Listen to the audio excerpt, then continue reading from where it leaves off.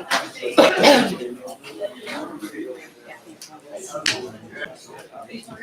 right. Everybody ready? Is Oliver ready to go? Okay. If Larry would just sit down. Gosh. Thank goodness. This is her Henson. All right. Glad to see you. Welcome, everyone, both in person and online, and thank you for joining us and participating in our local democratic process. Before we begin, please silence your cell phones. I ask this every meeting.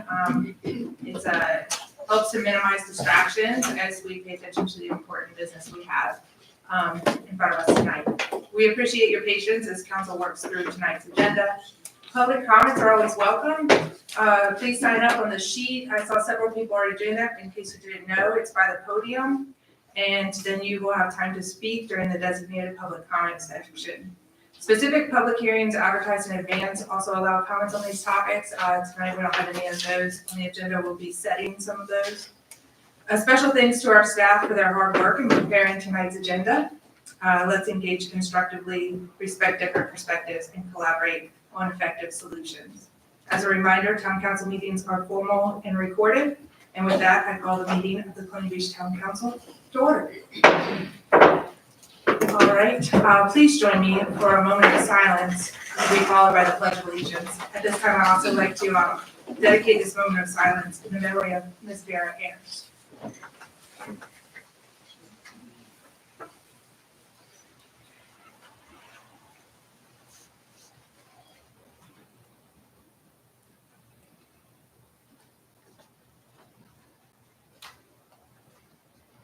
Please join me in the Pledge of Allegiance. Pledge allegiance to the flag of the United States of America and to the republic for which it stands, one nation, under God, indivisible, with liberty and justice for all.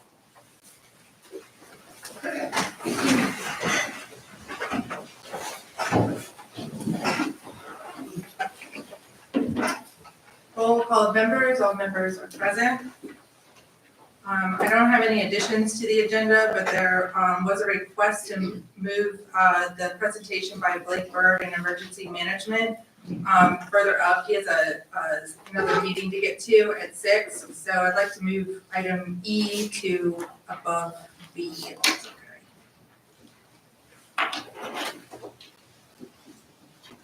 All right. Is there approval of the agenda? So moved. Second. Okay. All in favor? Aye. Any opposed? Okay. All right, next up is our consent agenda, minutes October 2nd and 16th, and a resolution for the Versa Risk Management Grant proceeds. Is there a motion to approve the consent agenda? So moved. Is there a second? Second. Any further discussion? Yeah. Mr. Williams? Yes, just like a little background maybe from the town manager on the grant, like where the funds are going to be going towards. I know it's for training of employees, but are there plans in the works for the training, and do we know like who's going to get what training? And the reason why I'm asking this is because some of the things that have happened with grants in the past, I just want to make sure that everything's on the Golden Gordon plan, so we meet all our requirements.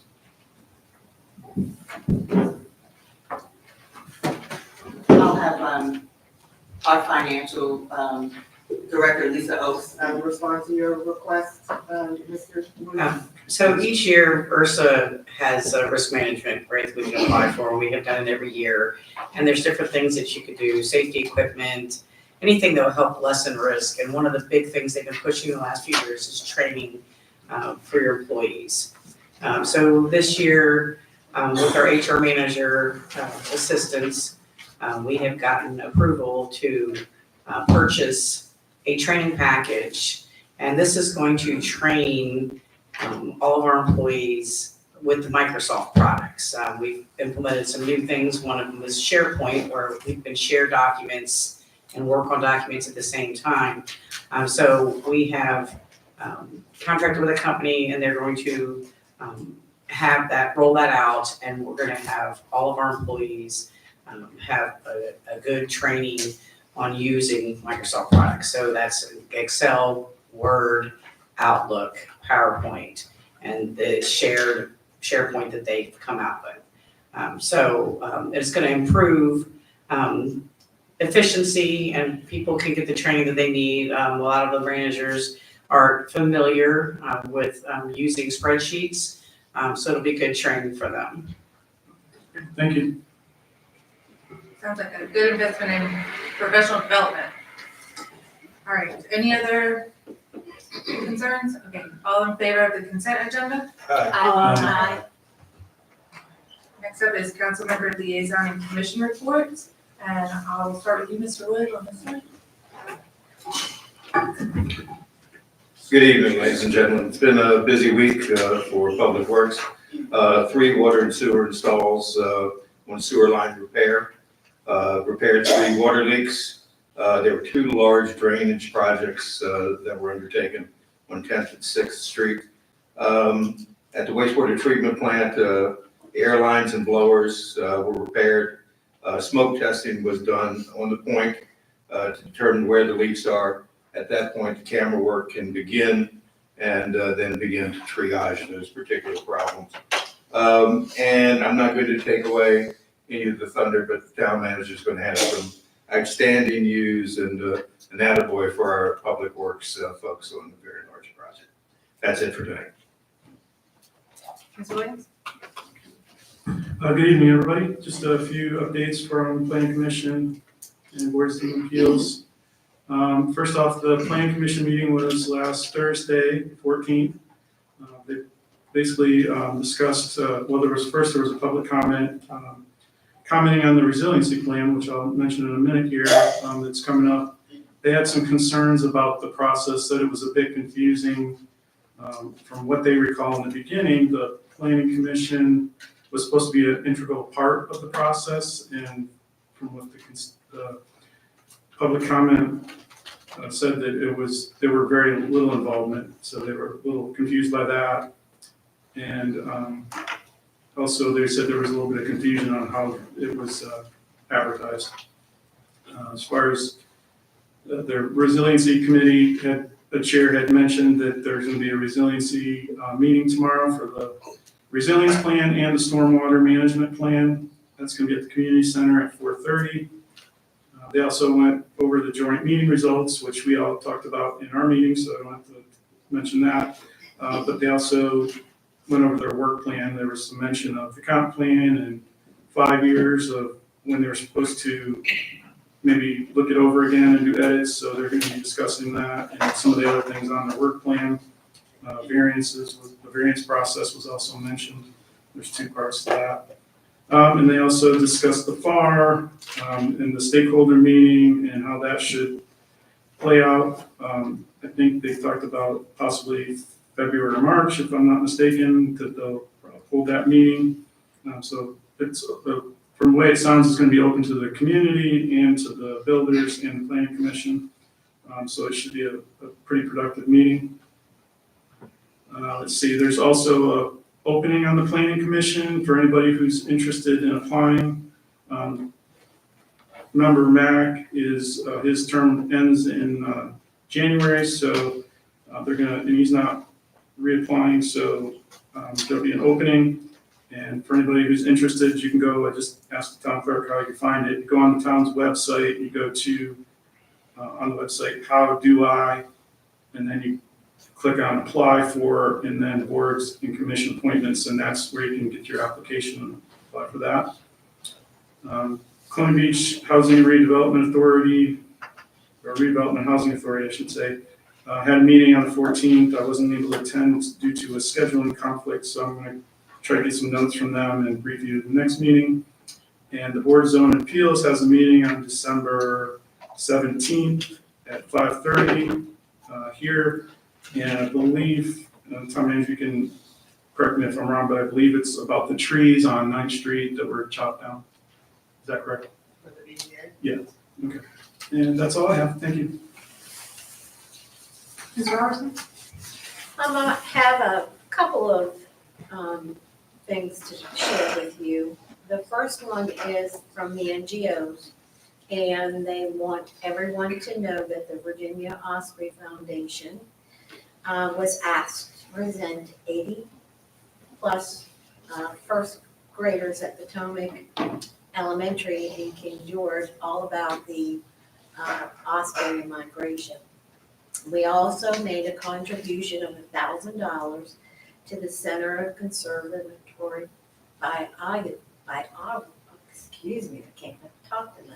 biology in support of their study, understanding the population level implication on ongoing food stress in the Chesapeake Bay ospreys. That's a mouthful. This donation represents the foundation's ongoing commitment to osprey conservation and supports crucial research on the challenges facing their iconic birds of our Chesapeake Bay habitat. Last week, they were at the annual meeting in Virginia with the Virginia Bluebird Society in Rico County. And the chamber wants let you know that the annual Wonderland and Winter Festival parade will be on December 7th from 12 to 4. And there'll be a tree lighting at 5 o'clock. The parade registration forms are on the website and you can complete them online. And lastly, an automated 2025 membership notice was emailed and prices will not increase. Businesses can renew online and pay the advertisements by March 1st, 2025. And membership renewals will also be in the mail in December.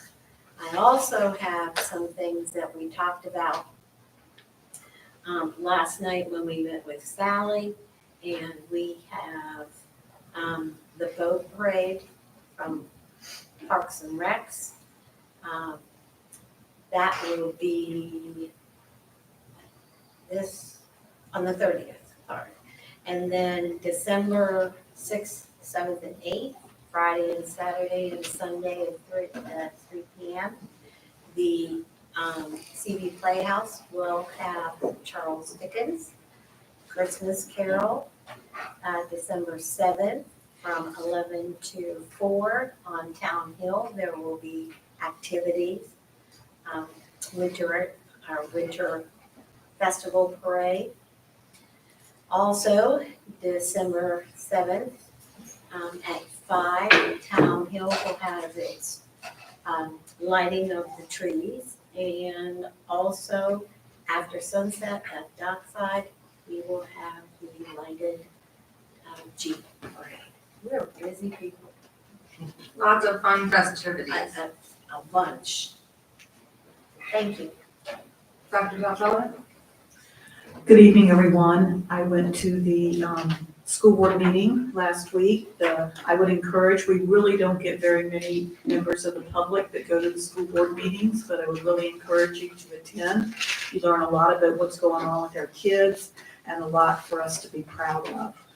Dr. Addo will be presenting his report a little bit later, but two things I wanted to bring to your attention is that the school board did decide to extend the Thanksgiving break. So the kids and the staff will have off all week for Thanksgiving from Monday through Friday. And then there is a new cell phone policy that's being implemented, and there's going to be a meeting on December the 6th. Whoops, I pressed the wrong button. December the 6th at 6 o'clock at the elementary school gymnasium. So that's something you might be interested in learning more about, is the new cell phone policy. Good evening, everybody. I always have the fun job of reporting all the fun stuff that our police department and fire department's doing. So With that, some fun stuff coming up. First, Colonial Beach Volunteer Fire Department is having their breakfast with Santa on December 14th. It is, I think, $15 for adults, all you can eat, and I think $7.50 for those kids who are 10 age group, and then 4 under eat free. All the food you can eat. It's December 14th, 8 to 11 at the fire department. So make sure you go there, see Santa, get your breakfast. Colonial Beach Police Department is having a toy drive, I assume to help out Santa with his duties at the fire department. You can drop off toys at the police department up till December 16th. And I want to give a thank you to the Chief, Officer Riley, and Sergeant Wright. I was not there, but I saw you all were at the elementary school having Pop-Tarts with a cop, and it sounded like a lot of fun. So thank you. So all good news for me. Thanks. Mr. Allison? Good evening, everybody. For the liaison report for finance, we'll have some new business later on to talk about the 2026 budget timeline. Also, our personal property taxes will be due on December 5th, so make sure you get those in. And if you have any problems, please contact our finance department and they can assist you. Thank you. Okay, great. It's been a while since we've met, so first up, I'd like to congratulate the newly elected officials, Ms. Grandstaff, Ms. Sandberg, and Mr. Larson, who will be joining us in January. After that, we had Veterans Day, which was hosted by the VFW, the memorial service at the Cannon, and the keynote speaker was the new CO of the base, Commander Townsend. Then there's an EDC meeting, Economic Development Committee, and the notes are on my phone, so excuse me while I take a look at that. They had a meeting scheduled with our town manager to get updates. They are still awaiting the Main Street application process, which we should hear back from somewhere around the new year.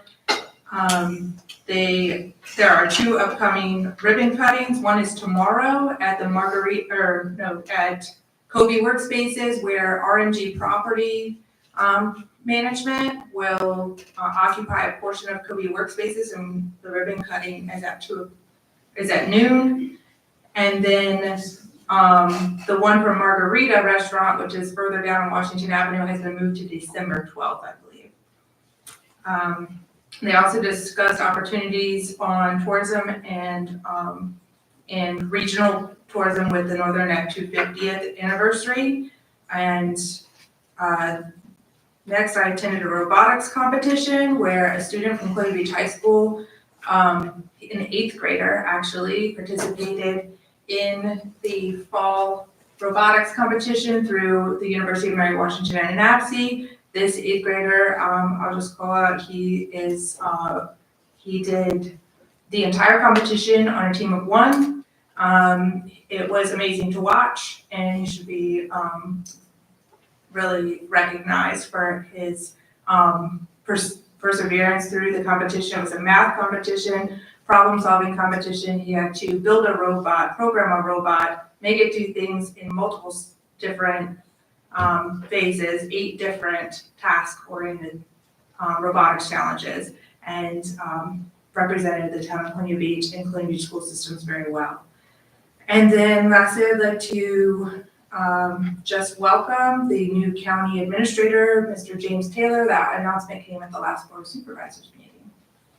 And I think he comes on in the next month or so. That's all I have. Next is the town manager update.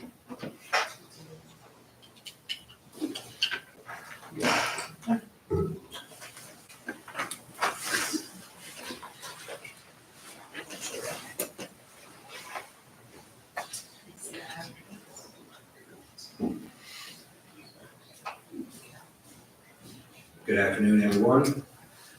Pretty good monthly report at the wastewater plant.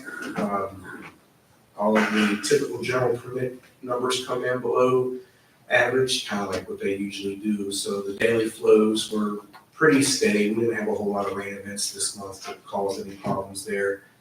As far as your monthly flow totals, you can see compared to last year, October, we're pretty much in line with what it's always been. Nothing unusual there. Next page. So getting into the general permit numbers, as you see there, everything is well below the average, well below the permit average.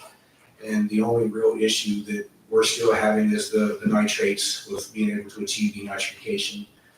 Next page. So you can skip one down to the bottom. So, there's your nitrogen. We're still pretty high on the nitrogen. The phosphorus, we're well below the permit on the phosphorus. One big thing that happened this month is we did get the mixer motors out of the anoxic zones to get them out for repair, for analysis and then repair. Getting those fixed is going to be a big step in the right direction with achieving denitrification, being able to mix those tanks properly. So we're hoping, by the end of December, early January, that we're going to have those back in place and, start getting better mixing in the plants. That way we can get the bacteriological population where it needs to be going down. So under the operational notes, some of the big things to mention is getting the mixer motors out for repair. The maintenance staff was able to fix an air line that was in the ground that had been failed for quite some time. I'd say probably going to maybe 2 years. So what that does is that's air that goes to the digesters that gives us the ability to get the sludge dewatered through the press and out to the landfill. And that was a big step in the right direction, getting that line dug up and replaced. We're still working on the blowers. We have some odd anomalies there that we're trying to get sorted out with the power coming in. I discussed that in the last meeting. The power company did come out and do phase monitoring, and they believe that the service coming into the plant is okay. We're still doing some neutral testing and things of that nature to determine what could be causing some of these electrical failures we're seeing. Effluent tanks cleaned, that's just really general maintenance that you have to continue to do to keep algae buildup and things on those tanks. So everything looks pretty good. We're still waiting to get confirmation back from the guy who's going to be doing the sludge, the press rehab, trying to apply some pressure there to get that sped up, because we did have a number of issues with the sludge press this month. We're well on track to, getting the sludge out of the plant, making, tremendous strides there. I'm pretty happy with the progress now. It's really just a matter of getting the denitrification under control. After we get the mixers fixed in the tank, the next step is going to be the SCADA system for the denitrification filters. And what that does is that controls the chemical feed and pH control, DO control, things of that nature to achieve denitrification. So it's just really a matter of time and money, and we're heading in a good direction, and I'm happy with it. Any questions? Mr. Wood? If you would, describe, because we hear SCADA and we know that we've replaced one. This is a second SCADA, is it not? Correct. You have two SCADA systems. The SCADA system that you have already replaced, that is the general system that controls the whole plant. This SCADA system is a smaller system that controls just the denitrification filter, and it just controls the chemical feeds and DO controls, pH controls, and things of that nature. Okay. And then one last question for you. We have the opportunity to chat about it during our meetings, but if you'd be kind enough to share with the folks in the audience how closely Public Works and Bowdoin work on these projects together, because we tend to think of you guys as separate, but you really don't. Absolutely. I mean, it's really a team effort there. We all work together very well. The communication is streamlined. So when we have issues, it's just a matter of letting Chris and his team know, and it gets addressed as quickly as what they can. The biggest problem is funding, as we all know. But if there's something that can be achieved without, a great deal of funds, they do it pretty quick. So I'm pretty satisfied with where we're at there. Okay, thank you. Yes, sir. Anyone else? Are there any, specific parts or pumps that are still on back order? On the back order, no, I believe everything that has been ordered is in. The only thing we have right now is those two mixer motors out for repair. And right now it's a matter of determining whether it's cost effective to have them rebuilt or replaced. Any other questions? Thank you. Thank you.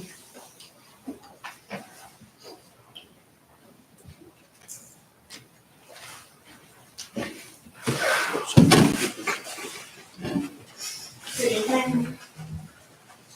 I have several items that I am going to provide reports on, updates on this report. I'd like to start off with just discussing just a new requirement that the town received this year, and that was to provide a lead and copper inventory. So VDH through EPA, the Environmental Protection Agency, they required a lead and copper inventory to be completed by October 16th. Now, in order to complete the inventory, our Public Works Department had to review historical records, building codes, construction specifications, and similar documents to identify service line materials. All in all, Public Works reviewed, I want to say roughly 2,500 or so service lines. 2,500 service lines. So they were able to do this in addition to the day-to-day operations, helping in Bowdoin with the wastewater treatment plant, making sure that all of the requirements stipulated upon us per DEQ's consent order, and just any emergencies that arose throughout the town, Public Works was able to meet the deadline and submit the report online. So I would just like to give them a clap, a hand clap. That was no small feat. And actually, I remember at our last council meeting, the deputy director was still in the office, making sure that all of the requirements were being met. And it's this really complicated Excel spreadsheet that was very particular in the way that the data needed to be uploaded so that the receiving entity could receive it. And I know there were some troubles there, but they stayed late and they got it done and we met the deadline. And so I really just wanted to say a big thank you to Public Works. You all just really, really worked so tirelessly behind the scenes. There's so much that you all do that the greater community isn't aware of. So any opportunity that I can have to just shed some light on all of the work that you all do in the background, I will do so. Thank you. And so, and Chris, if you can just speak to this diagram that just shows just how complicated the inventory really was. So part of the inventory collection and data is not only did we have to do and identify the town's infrastructure, we also had to identify the homeowner's infrastructure on the private side, which we've never had to do before. So as we went through this process, the regulations and the information in the spreadsheet changed. So we started a process, we dove into it pretty hard, and then we had to about face and go a completely different direction. But it was all about if you were built after the lead ban or not. And then we still have a lot of work to do. We made the deadline, but there's still a lot of follow-up work to do over the next 3 years to get this all collected and gathered. This was a big topic at VML, and there were several localities that were not meeting the deadline at that time. So, congratulations for getting that first big phase. You know, Madam Mayor, if I may, I think the fact that you guys were able to complete this in the kind of time frame that we're looking at should make us feel very good about the choice that our town manager made for leadership of Public Works. And I want to personally thank you and all of your people for busting your backsides to get this done and keeping us safe. Thank you, Chris. Ms. Tucker, may I ask a question? Was Virginia DEQ, did they require our town specifically for this lead and copper inventory due to any issues we've had, or is this something statewide they've done, or just random? This was statewide. This was a statewide requirement. Okay, thank you. Nationwide. Okay, Nationwide. thank you. Question. First I saw lead and copper and I was a little confused, but I see the lead solder. So were all homes that had built prior to 1986, were they contacted? And, how do you know who has what? So we went through to verify what we could verify that was not lead. There's gonna be a process to go through to identify what is lead. I will tell you, I've not seen a lead line in Colonial Beach when we've done excavations. We've seen some connectors that are lead solder, lead joint, but those had to be marked as unknowns. So those unknowns will have to be investigated over the course of the next 3 years and be identified of what they are and a plan come up with to replace. Okay, but I'm sure most lines, at least the buried lines, are not even accessible, so how would somebody even know if they had lead solder, say buried in the ground, or They'll a have water to, test for that or something? it can be water test, but it's gonna have to be excavated, investigated. There's some new technology out there that can test lines with electrodes. So we're looking into that as an option, so we don't have to excavate our streets everywhere. Thank you. You're welcome. Any more questions before we go on to the next item? Okay.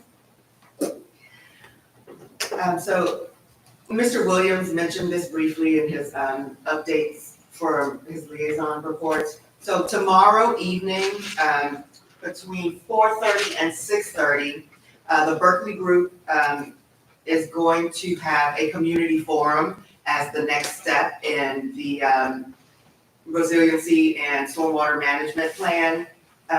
Everyone, please, I encourage you all to come out and have a look at the presentation. You can offer your input. The deadline to offer your input is December the 6th, at which point they'll compile all of the input that they've received and finalize the plan that they currently have in stock. So I know that this has been a much anticipated event, and I want to make sure that anyone who wants to come, please share the word. We have the information on our website. There's also a PSA announcing the community forum tomorrow night. Just want to make sure that everyone is aware, and everyone who wants to participate, come out. And if you know some residents who aren't able to attend, just gather some information for them tomorrow evening if you're able to attend. So the public forum is going to be held at the community center, and that address is 717 Marshall Avenue, in case anyone needs a physical address. Mr. After this presentation is done tomorrow, will we get those slides to be able to put them on the town website? I'll request for the slides, yes. Thank you. The plan is on the website though now. I'm talking about this presentation. Oh, yeah. Okay. So just a quick update on the North Beach project. I met with the North Beach residents on November 22nd. We discussed a grant opportunity that is coming up for the next phase of that project. There was an original deadline for the grant, which was November 8th. So I've received word that the deadline has been extended to January 25th of next year. I don't know why the deadline was extended, but I think this actually is better for the town that we have a longer time. We did all the information that was required to apply for the grant. We've already met all of the deadlines. So at this point, what we're doing is we're really just fine tuning that grant application. And so Jerry, who is part of the Northern, what is it again? Yes, Jerry Davis. He is the one who is helping us in writing that grant. And so we do have until January 25th to write that grant, and I'll provide further updates as they become available. Just point out the meeting was on October 22nd, not November. Yes. We'd be like, I'm travelers. Okay, if you all recall, some meetings back, I presented that we received a WQIF letter which assess the town with a monetary, fine. And so we enlisted the help of an attorney who specializes in DEQ and water quality issues. And so we sent the letter over to DEQ, and our request was that DEQ exercise its discretionary authority to excuse our 2023 and the upcoming 2024 non-performance according to that grant. And the reason that we asked for an excusal, when we were having meetings with DEQ regarding our consent order, there were representatives from DEQ's WQIF department who were present during those meetings. And so when we signed and we entered into the consent order with DEQ, we were under the understanding that all of the operations, all of the maintenance, all of the funding difficulties, all of the fines associated with the wastewater treatment plant were contemplated and reflected in the order that we received from DEQ. So when we received the assessment, we were caught off guard, and nobody mentioned that there was going to be an additional fine on top of the consent order. So that's why we asked for an excusal. I received a notification just this past Monday from a representative from the WQIF staff, and we have a scheduled meeting for November the 26th to discuss my request, and I will further update council after that meeting to see if they have agreed with my request.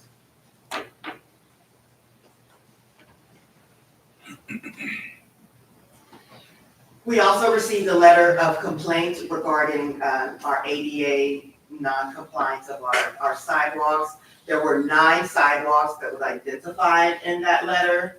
Our engineer of record, Bowman, helped us come up with a plan to address all 9 of the sidewalks. In order to not overly burden the town and the monetary cost that this is going to impose on the town, we drafted a plan that spans 5 years, stretching out to 2029, to identify and address the problems for the 9 sidewalks. So I've listed the various pricing that it would take to bring those sidewalks to compliance. The pricing is different based on the problem with the particular sidewalk. Some are more complicated than others, and so those carry a higher cost tag. Again, I would like to shine the spotlight on Public Works, because Public Works has already completed one of the sidewalks ahead of schedule. We are attacking 2 sidewalks per fiscal year. So the 2 sidewalks that we identified for fiscal year 25, 128 Washington Avenue and 1 Irving Avenue. Next slide, please. So this picture here that you're looking at, this is the before picture on Washington Avenue. You'll notice that the grass around the pole and the unevenness of the sidewalk was a problem that was identified in the letter.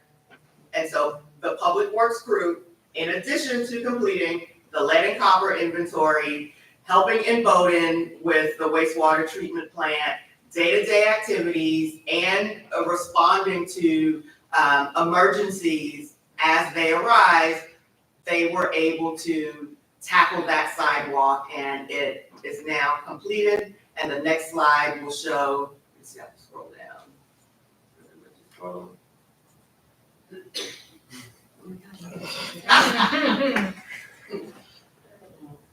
Okay, well, that's what happens when you try to copy and paste a picture.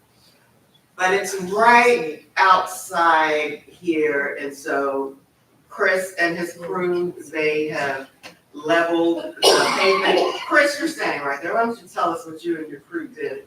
Or take us on a flashlight tour. I actually have pictures on my phone if you'd like to see. We edged out all the sidewalks back, reclaiming the full width of the sidewalk. In some places, we cut back as much as a foot of grass back off the sidewalk. So it is all edged, it's all been removed. And even more so than the complaint originally done had requested to meet the compliance. We're gonna go back through and around some of these pools, even clean that up even further and make that a more traversable path. But we've cut the corner off there by the sign pole to make it easier for ADA compliance, and we've cut back probably 200-300 feet worth of sidewalk to get it back to the way it should be, and we'll keep that maintained from here on out. Madam Mayor? Yeah. Chris, can you tell me, is that the corner of the property? Is that a new survey marker? Is there right of way go all the way up to that stake? Yes, ma'am. So we do know, at least in this one place, what our right of way is?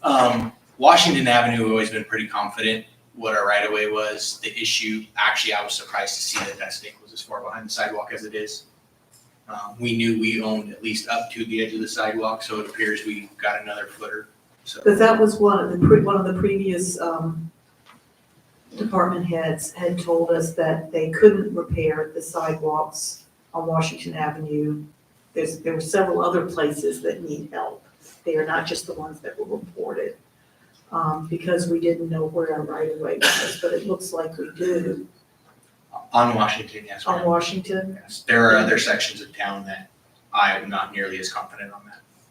I would really like to see the town move forward with identifying how we can widen these sidewalks, especially on Washington Avenue, where is that a business district and where we have a lot of residents that are in wheelchairs or walkers, that would improve their quality of life if they could walk without having to go in the middle of the street to walk.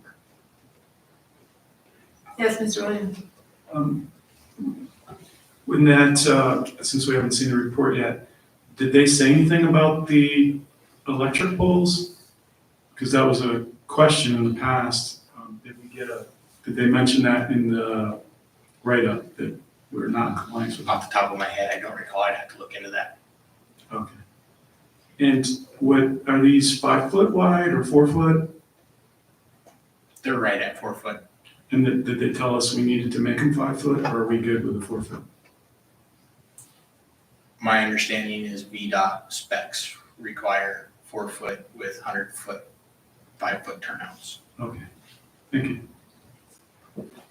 And I have asked Bowen, our engineer of record, to come present to town council regarding this proposal. Thank you. Madam Mayor? Yeah. Ms. Tucker, if I could ask a quick question. I know that it's come up in some meetings and then just in conversation with constituents. I understand that we have a sidewalk issue, and this is a great example down Washington Avenue, but is it, and this would be something the future council can discuss, and I'd like to hear from the citizens as well. Is it worth us replacing sidewalks on the point? We've had this discussion before where they should just be taken out instead of replacing sidewalks that could erode or end up in a ditch. Just something to think about. Erosion and our water table is already pretty bad here, and to replace more expensive concrete sidewalks, I don't know, it just seems like you should take a closer look at that. I don't know if it's easier to take the sidewalks out and do away with the sidewalks, they'll end up in a ditch in about 20 years. So I do know that we were having internal conversations regarding sidewalks and how we could provide just a viable solution regarding the sidewalks before we received the complaint letter. So now we have to address these specific sidewalks before we can just attempt to try to tackle the other areas. Make it this straight, so due to the complaint from one citizen, we now have to replace sidewalks without even being able to evaluate really if that's good for our community because of this ADA complaint. Yeah, we have Got to address these 9 sidewalks. Yes. Okay, thank you. So, go ahead, Mr. Allison. The cost analysis that you had on there, is that just the cost of like replacing the concrete? I know several of those streets have large trees, which has caused the sidewalks to come up and have the issues, which some of those trees could be on citizens' properties. Are we looking to cut those trees down to facilitate this stuff, or how are we handling that part of it? So we're not cutting down any trees, so this plan took into account the trees, any of the roots underground, or, all the covers. So all of the problems affiliated with the sidewalks and the complaints, all of that was taken into account. So these are just estimates, so we're not removing any trees. Even with the poles, the solution took into account just placement of the poles. So are we cutting the roots out to put concrete down and then killing the tree that we gotta take out anyway? No, No. the plan Nobody's includes, killing the Nobody's tree, killing that's what I'm trees. hearing. the plan includes some pretty innovative solutions. One of them is the sidewalk will be slightly elevated, and then it'll actually be a flexible concrete that will allow the roots to continue to grow without distorting the concrete. So really expensive concrete. You're gonna bring him to present. He is coming. Because I think there's gonna be a lot more questions about this, and so we're still in town manager update, and we still have a lot of other stuff to get to, so let's compile our questions so that when he comes to present, we can tell him to be ready. And that is my last update, actually. Okay, sorry, I didn't mean to cut you short then, I just That wanted was to the stay on end of track. my- That was the end of Okay. my update, so that concludes my report. Okay, next up is our Thanksgiving proclamation. I've asked the clerk to spice up the proclamations to be a little more fun, and, she definitely fulfilled her duties this time, so. It's called a gobble gobble proclamation. Whereas every fourth Thursday in November, we gather to celebrate Thanksgiving, a day of gratitude, feasting, and trying to remember where we hid the leftovers. And whereas the town council recognizes the importance of turkey, cranberry sauce, and the inevitable debates over who makes the best mashed potatoes, the answer is clearly your own cookie. And whereas we must remind everyone that while it is traditional to eat turkey, we should not confuse our pet turkeys with the ones on our plates. Be nice to Bob the turkey, he's a member of the family. And whereas let us not forget the joy of gathering around the TV to watch the Macy's Thanksgiving Day Parade and the excitement of football, because what could be better than balloons and touchdowns? And whereas we must also remember that calories consumed on Thanksgiving don't count, especially when consumed with families and friends. That's a scientific fact. Now therefore be it resolved that we, the town of Glenview Beach Town Council, do hereby proclaim the fourth Thursday of November as Thanksgiving Day or Gobble Gobble Day in our fair town, encouraging all citizens to gather around the table to share laughter and express gratitude for good times, great food, and the occasional food coma. May your hearts be full, your plates be overflowing, your pants be stretchy, and your turkey be well seasoned. Good job. And we moved Mr. Bird up, so Blake Bird, Director of Emergency Management Services, you're up next. Madam Mayor, members of council, thank you for moving me up. I've got to jet back to Montrose for another meeting.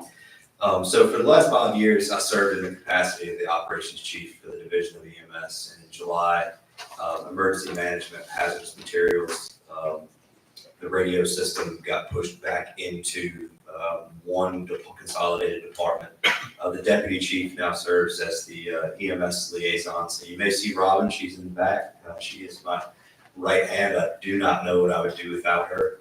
And it's allowed me to transition over into the emergency management focus, primarily on that now. I did this update in October for the board of supervisors.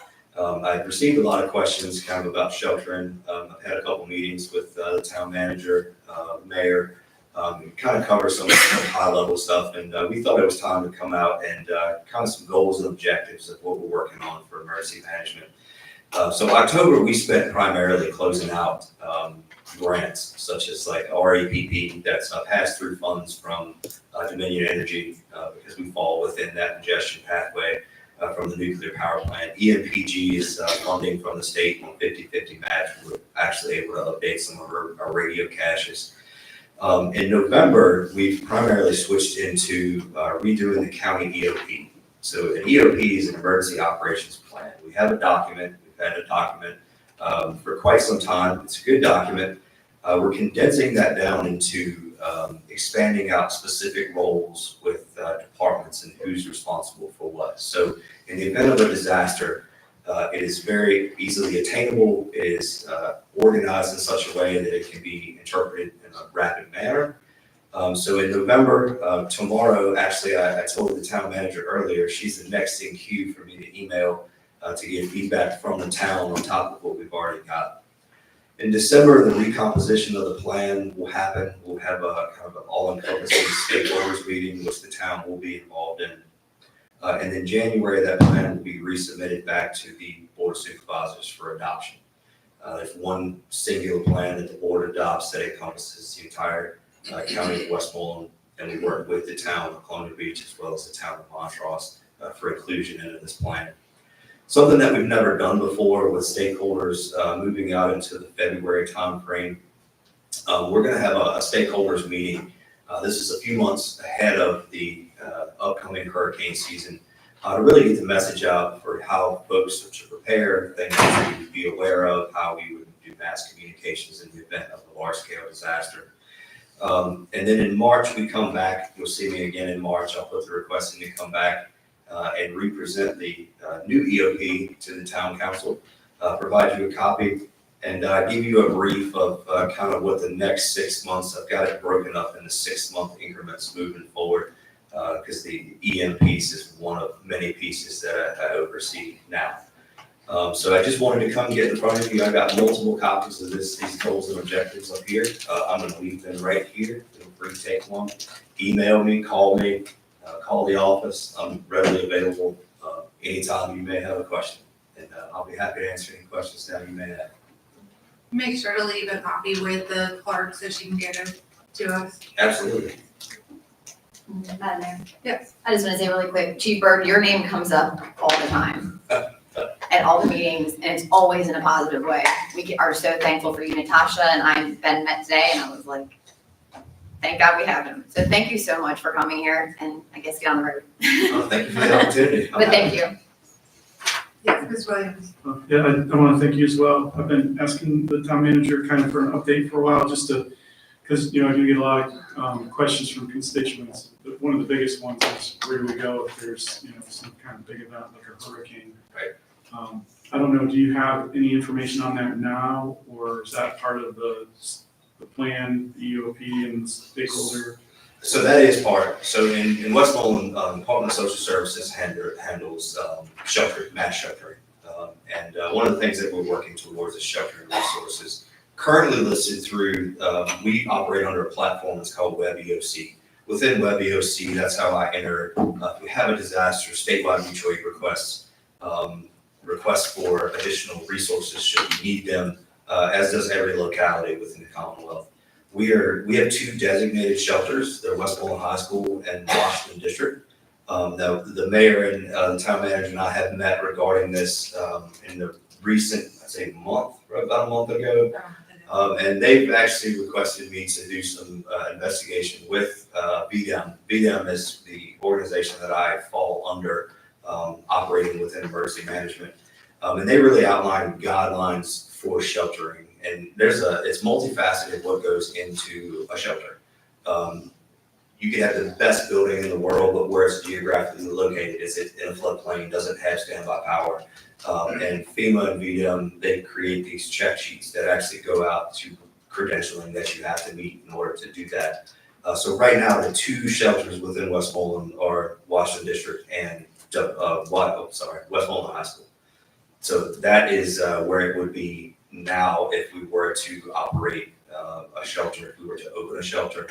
And that's where the resources are allocated through DSS on behalf of West Palm. Okay, that's good to know. Yeah, you said Webby is, yeah, FEMA, so Yeah. kind of familiar with that. We call it CMS now, I don't know if it's changed or not, but Crisis Management System. Yeah, same premise. But I do remember Dr. Abdul, I think, in a prior meeting said that they were getting a generator at the high school, and that may be able to be a shelter in place at some point.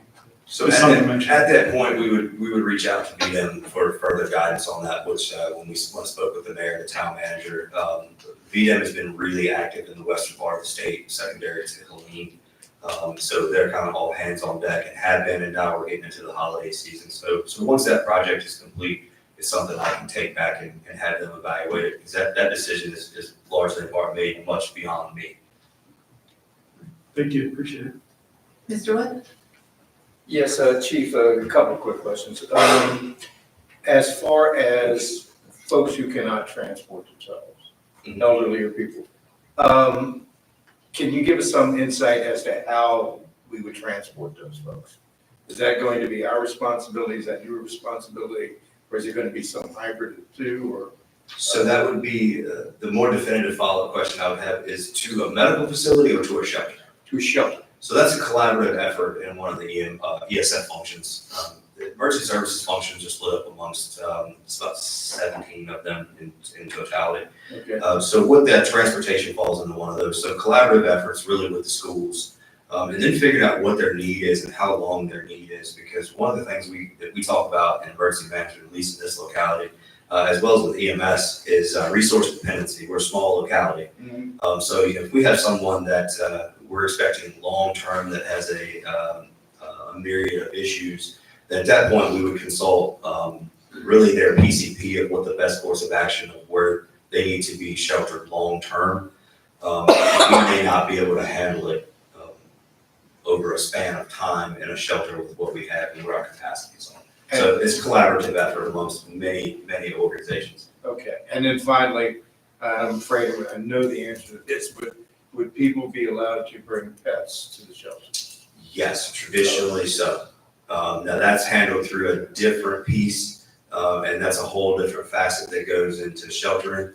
But directly into the shelter, it's service animals, but that's a resource that we are hoping to build out as well.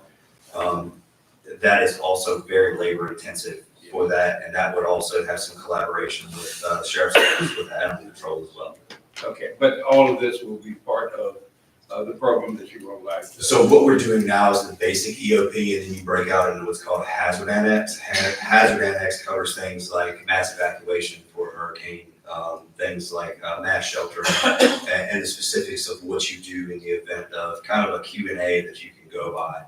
And that document will be published in its entirety. Thank you very much, sir. Madam Mayor, Yes, Dr. Sullivan.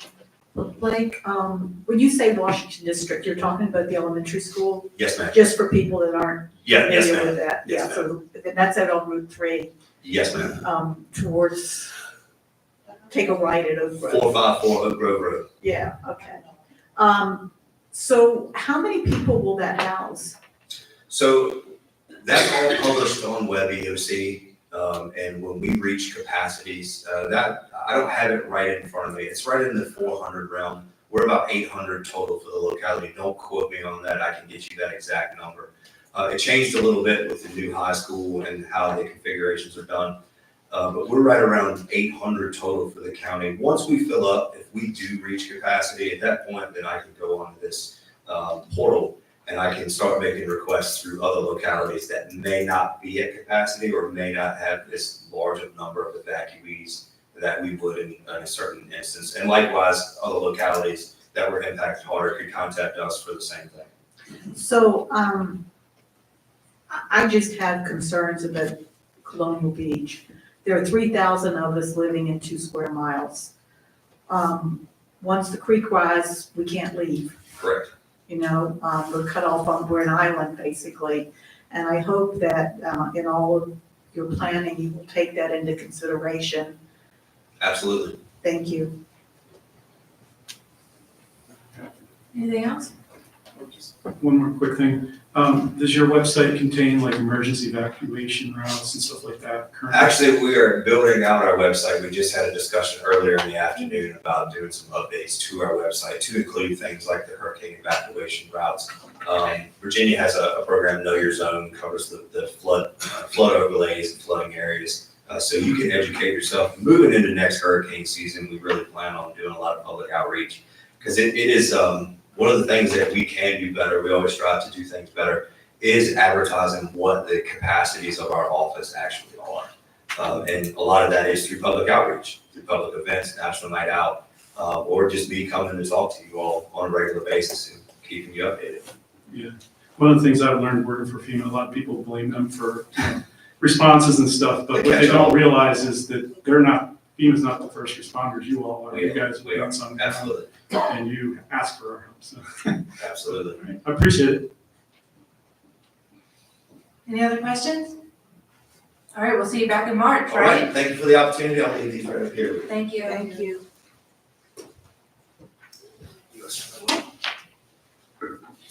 Okay, next up, we have some recognition awards. And we're gonna start with Miss Laura Brewer, who has been with us, which I can't believe it's been 5 years. It's flown by, because I remember the very first time I walked up to the counter and you were there, and I thought that you were a different person, and I thought about the wrong name. But your smile is infectious and immediately put me at ease, and you've been just a welcome face at the counter, but also then behind the scenes, and you've moved up and up, I can tell, in the finance department and are excelling there, but also have a calm way on the phone with people. I've seen you in action many times, and some of the staff that works with you is here today, but I will tell you, I've had received nothing but great things from citizens that you help to assist on a daily basis, and have really improved the quality of the care for them here. And so we appreciate your service, Laura, and 5 years. We hope to see you back for your 10-year service, in 5 more years. If I may say a few things. Absolutely, please do. Laura is a very reliable employee. She is always there before she needs to be. She's always prepared. She's always pleasant. And she will go out of your way to help anyone. I am so proud of her, how much she has grown in that role. She has taken on new responsibilities. And I just can't sing her praises anymore. She's awesome. I don't know what we would do without her. And I'm so proud that she has made this achievement, and I do hope to see her for her 10-year. Me too. All right, Laura, come on.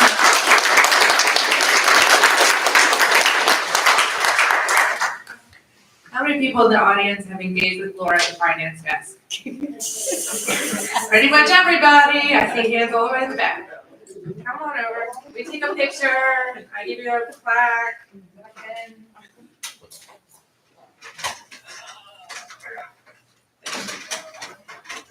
okay, so that's the good part. And then I get this really nice pen. So hold that up. We'll put this over here. Yes, we'll hold that together. Ready?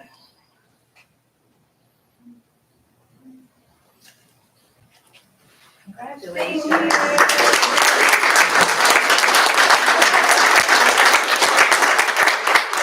it up. Keep that positive attitude. Oh, the next one. Don't look at me like that. I know some of the officers, did they have a call? Is that why they ran out? Okay. Well, I was gonna call on them to all share their personal stories of Chief Parsons, but I guess they got out of that, didn't they? He's blushing already. And I do tend to call him Les instead of Chief sometimes, and I never mean any disrespect by that.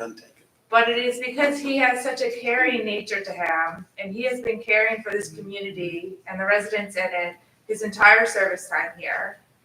I've seen you grow, I've seen you take on challenges, I've seen you stumble, I've seen you pick yourself up and put the uniform back on, even pressed and ready the next day. I've seen you handle very difficult situations with patience and gratitude. And I have my full confidence in you, as we all do here in this town. 10 years, I'm gonna see you back 10 for 20 years. No, maybe it won't be me. Somebody else. But would you guys like to say anything? He can't punish you, we're here to protect you. None of it is accurate, he said.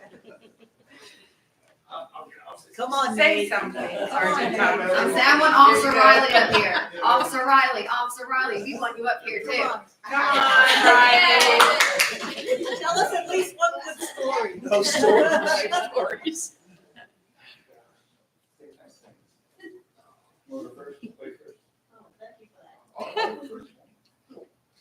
I'm Officer Riley, for everybody that doesn't know me. Been here for a year and some change now. I feel as ready as you are right now. Okay. I've been under your guidance for right at a year or so now, so. Working for several different agencies now, you learn a lot about leadership and a lot about how that affects your team. But when you have leadership that's willing to show up and put in the work and show up on hard days and when good days, makes you want to show up as well. So it's easy to work for somebody that makes it easy to work for. You show up and you put in effort and you care about your town and your people. So, yeah, appreciate you a lot. Love you lots.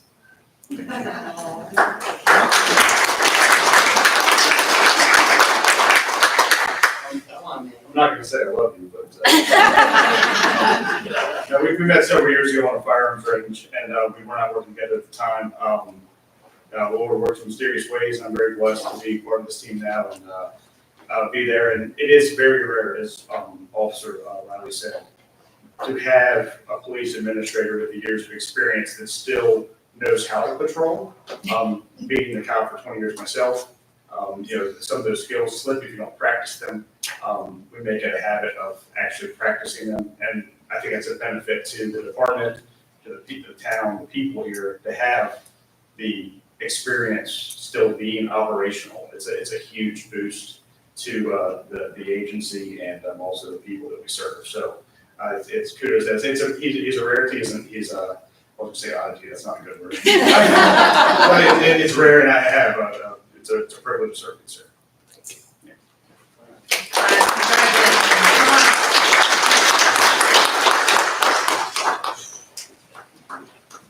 Just brief. I think they're doing it. Oh, man, 10 years, yeah, that's the good part. No, okay, that's good, no. Yeah, of course. All right, Appreciation of Service Award, the certificate is presented in grateful recognition to Leslie Parsons, thank you. Sorry. It's spelled wrong? For your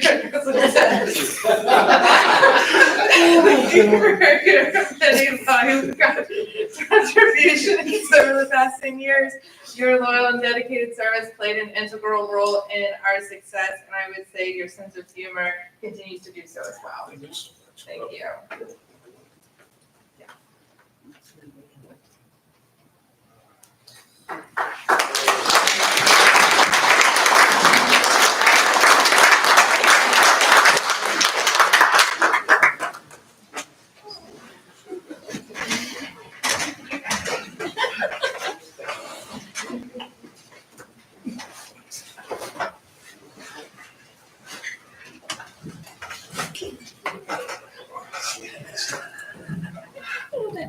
Thank you so much. All right, you guys headed out.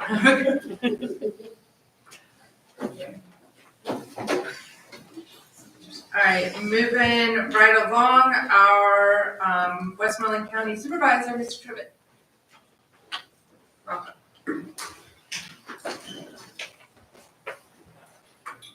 Madam Mayor, Town Council, good to see you. I'd just like to say a few words about the chief. And I've actually stood at this podium and said a few words about him several times, but I want to reiterate that he does always smile, whether he's here at the academy or National Night Out or on the street. Most lawyers, he's a lawyer, and most lawyers don't smile very often. But anyway, he's always been very professional. I deal with lawyers all the time, so I can talk about him. But anyway, but he's been very professional in everything that I've had to deal with him on, and I really appreciate him. And I don't know what took y'all so long to promote him, but anyway, I'm sure he loves it here. He shows that by the amount of time he's been here, and I've heard nothing but good things about him, even from the people that work for him. So that's a very positive thing in this day and time. So, especially with all the worries that you have with vicarious liability and everything else every day of your life, wondering, about your job, right? Yes. So, but I appreciate you, Chief, and I thank you for your collaboration with the Sheriff's Department, and they say very positive things about you as well. Thanks. Thank you. Thank you. Madam Mayor, I want to congratulate you. I guess I'll be working with you for a couple more years.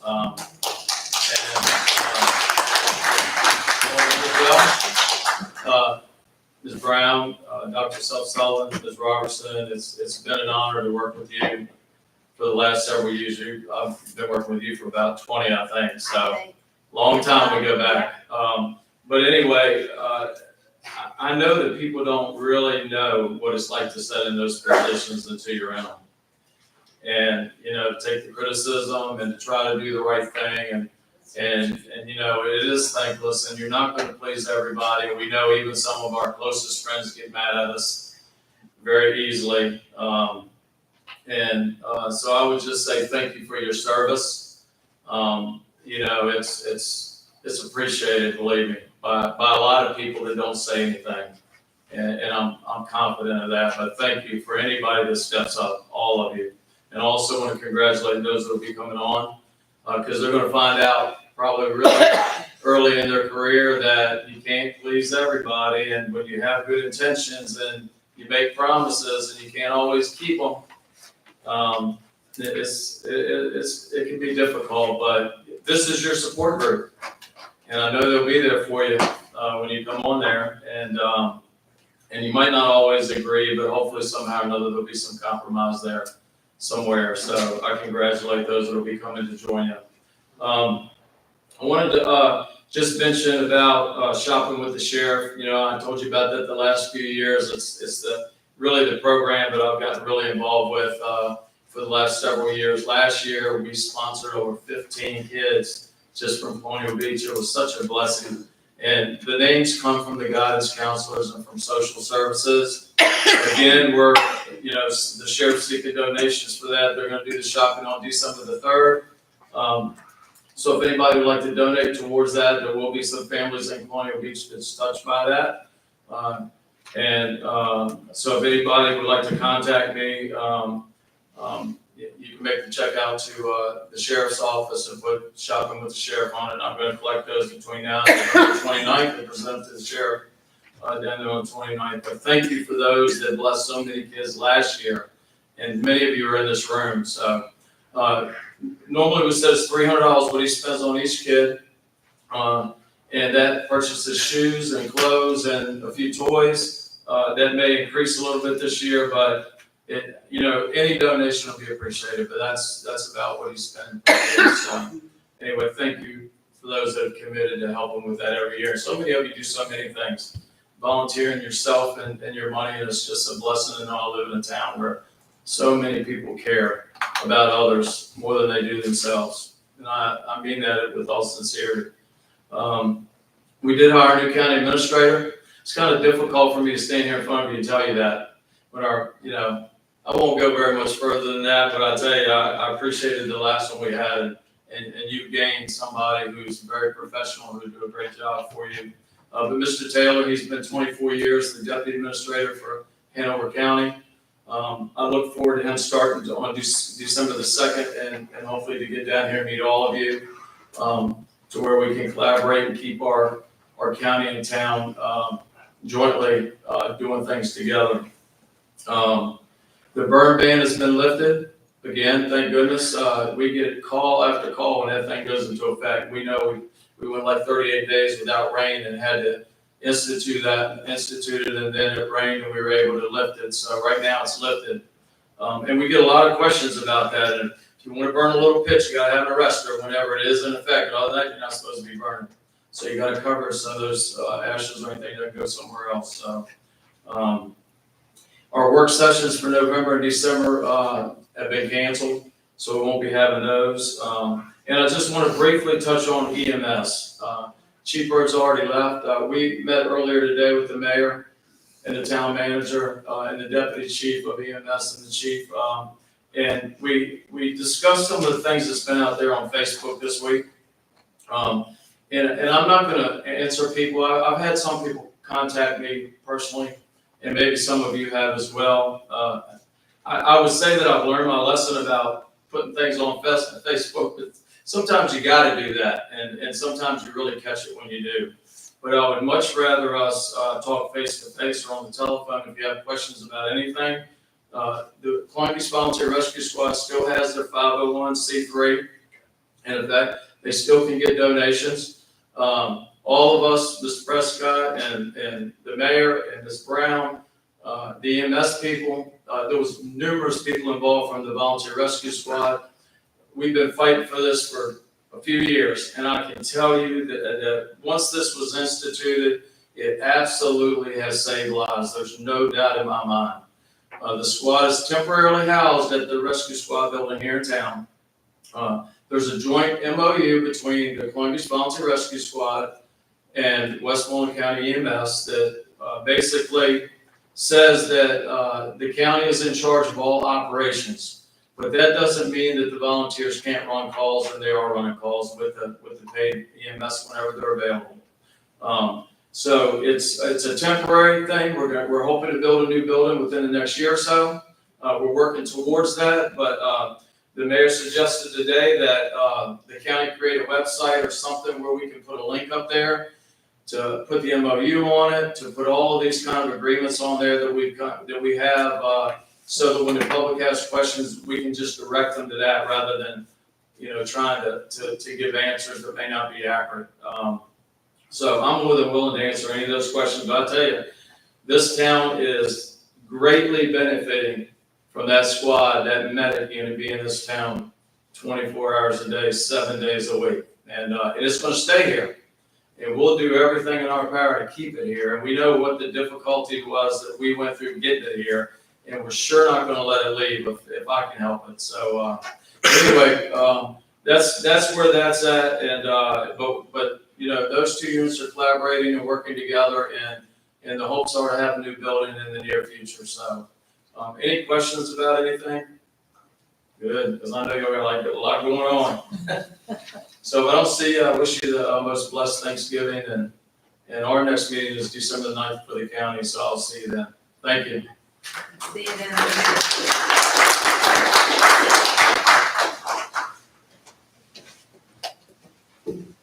All right, next up is public comment.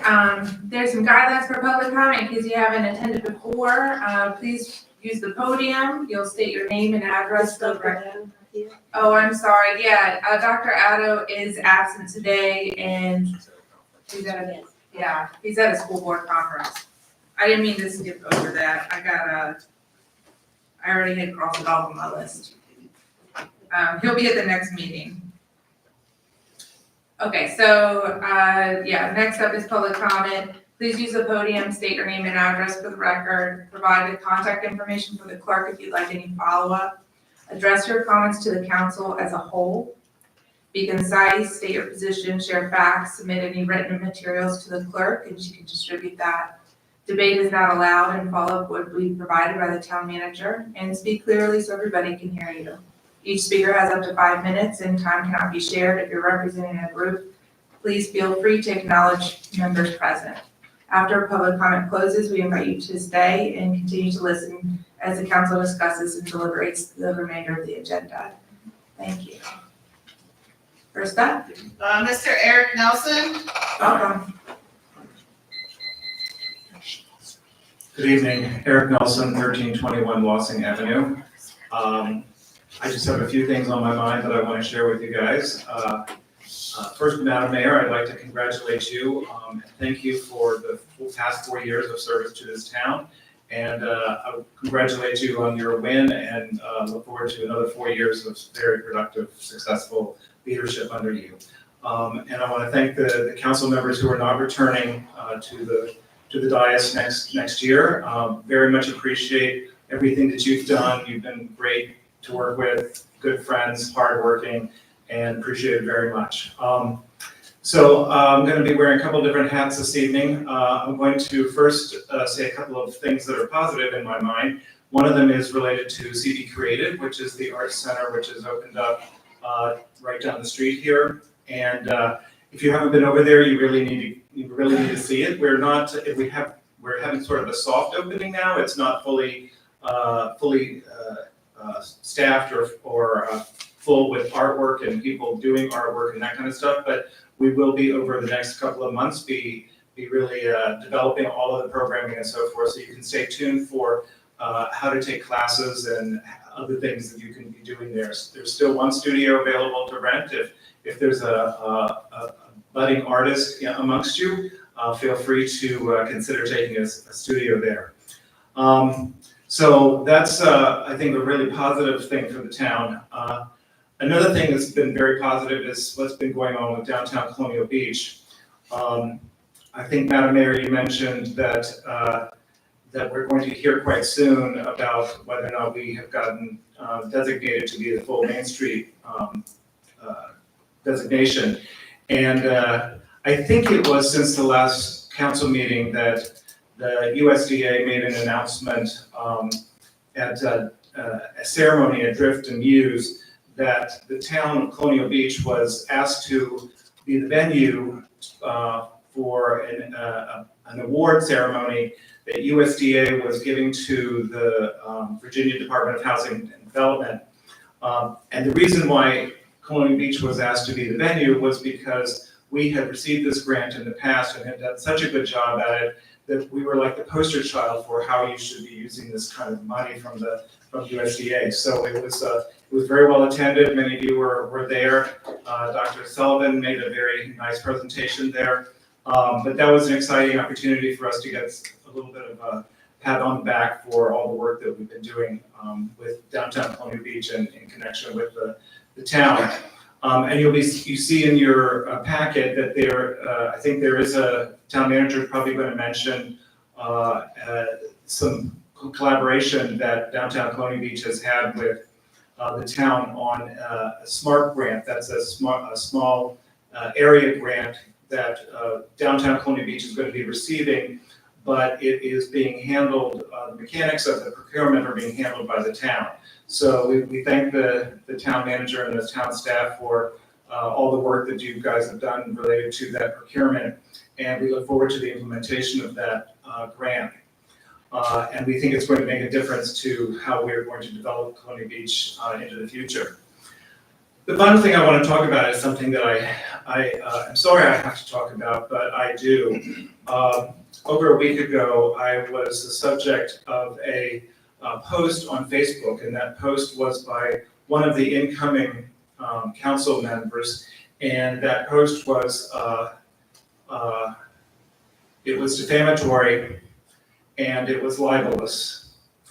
And I have been struggling as to what to do about it and how to deal with it and what I should be saying to you, the council, about it. And what I've decided is that I will deal with the person directly to try to get an understanding of why they felt the need to say such defamatory words towards me. But what I would say to you guys is something a little bit more encouraging. This is a very small town. We're all neighbors. We all work together. We all need to be as respectful and as honest and as factual as we can be when we interact with each other.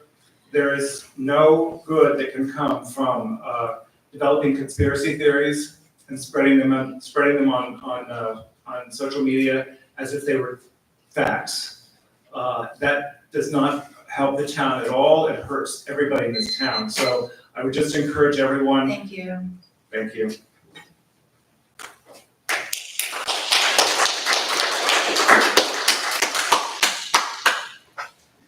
Next is Mr. Nigel Long. Welcome. Glad to see you, Nigel. Thank you. Nigel Long, 115 Lynn Court, and of course I echo the mayor's and Mr. Nelson's congratulations to the incoming members of the town council. It's good to see, for those of you at home, I see Tom Larson has started working already, and I'm sure Lisa Granhoff and Maggie Sanford are working at home to prepare themselves for the work they're going to be doing for the town in the coming years. But congratulations to them, and I hope there'll be an opportunity to celebrate the work that Vicky and Krista and Dr. Karen have done on town council in future weeks. But my prime point of being up here was actually to talk about what you will be discussing later about the legislative agenda, if I could learn how to say it. I have no problem with the 8 items that are shown on that agenda, but I was surprised that there was no reference on there to looking for support from Richmond or elsewhere, financially and politically, for what we need to do with our infrastructure. We heard about water distribution and lead pipes, and obviously that's what was described earlier is the first step of the 10-year program to get lead pipes out of our water system across the whole country and lead other lead elements in the water distribution system. I'm sure in total that will be expensive and we'll need a lot of support here in town, even though there may only be small connections and other things. If they're underground, it's going to be expensive. There's nothing on the legislative agenda about that or about our wastewater treatment plant, which I'm sure is going to be an ongoing challenge in terms of funding what we need to do there to bring it fully up to standards and comply with everything we need to do. So my suggestion was that there should be an item 9 to cover those 2 ends of our water system and add those to your legislative agenda. Thank you. Thank you.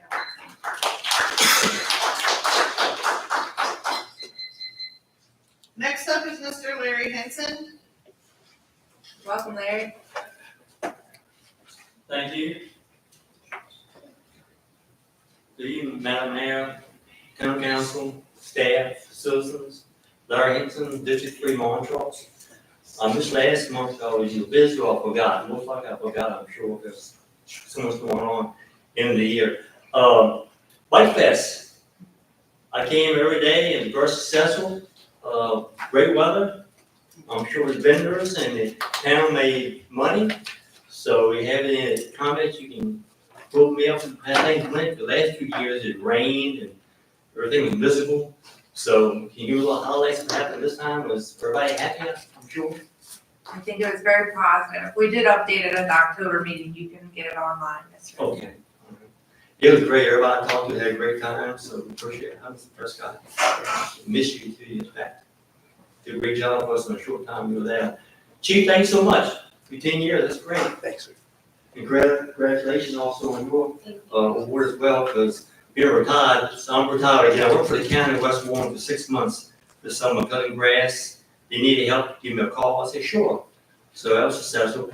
So if y'all need help part-time in Colonial Beach, let me know, 'cause I'm a good expert on everything. So you guys have a happy Thanksgiving. Happy Thanksgiving. And I'll make it back next month and Christmas as well, and Happy New Year. Thank you. See you soon, Larry. Next up is Michael Whelan. Welcome, Michael. Hi, good evening. Michael Whalen from 320 First Street.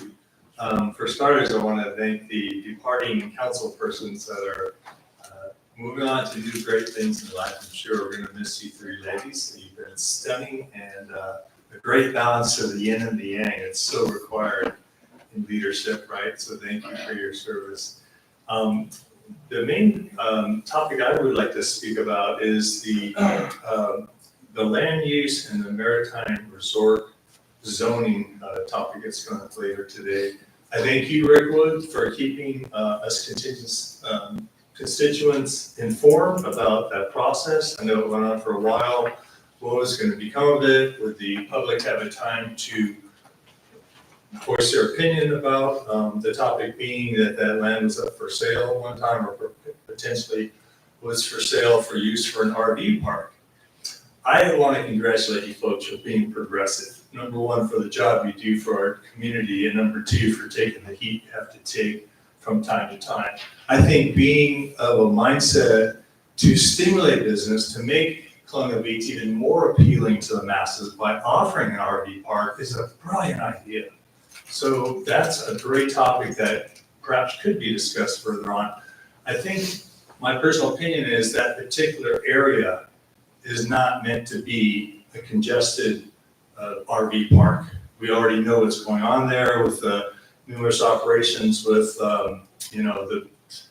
all the restaurant activity down the street, the boaters and that. So here's what I like to share. A mentor of mine said about, in regards to advice about raising children. And we want to make our children independent. We want to make them thinkers. We want to make them stand tall and make great decisions. And basically what he said was, I teach my kids values. When they make a decision, how do you feel about it the next day? That's what I teach my kids, and they make brilliant decisions based on that. So I'd like to ask of the council or the planning department, think in those terms, not about what's going on in the present, but how is this going to affect future appeal of Colonial Beach? I'm sorry, Mr. Whalen, did you say that we were trying to sell a piece of town property to become an RV park? I thought I heard that was offered for Who did sale. you hear that from? Just through the town, so Okay. maybe I'm Yeah, that's misinformed just and I false apologize. information. Yeah, that's the case, but I think again, to consider progressive things for the town of Colonial Beach is excellent. That's really great thinking. I'm just saying if that ever does come up, Sure. that we have prudent and wise decision-making in the process of seeing how that pans out. Yes, Thank you again for allowing the public to speak. thank you. Appreciate you. Point of order, Madam Member, are we supposed to dialogue back and forth with the public like that? I think it's important that when a false statement is being made, that it's being corrected right then. Is there some reason that shouldn't be happening? Well, during the planning planning commission meeting, I think it was. I'm not the your- chair of that meeting. Your father actually said that Dockside was for sale, or yacht club, so. He said that public property was for sale. And then was talking about Castlewood. Okay. So, Is that for sale? no, Castle was not for sale. Okay, so let's just be clear about that. Castlewood's not for sale and it's not an RV park.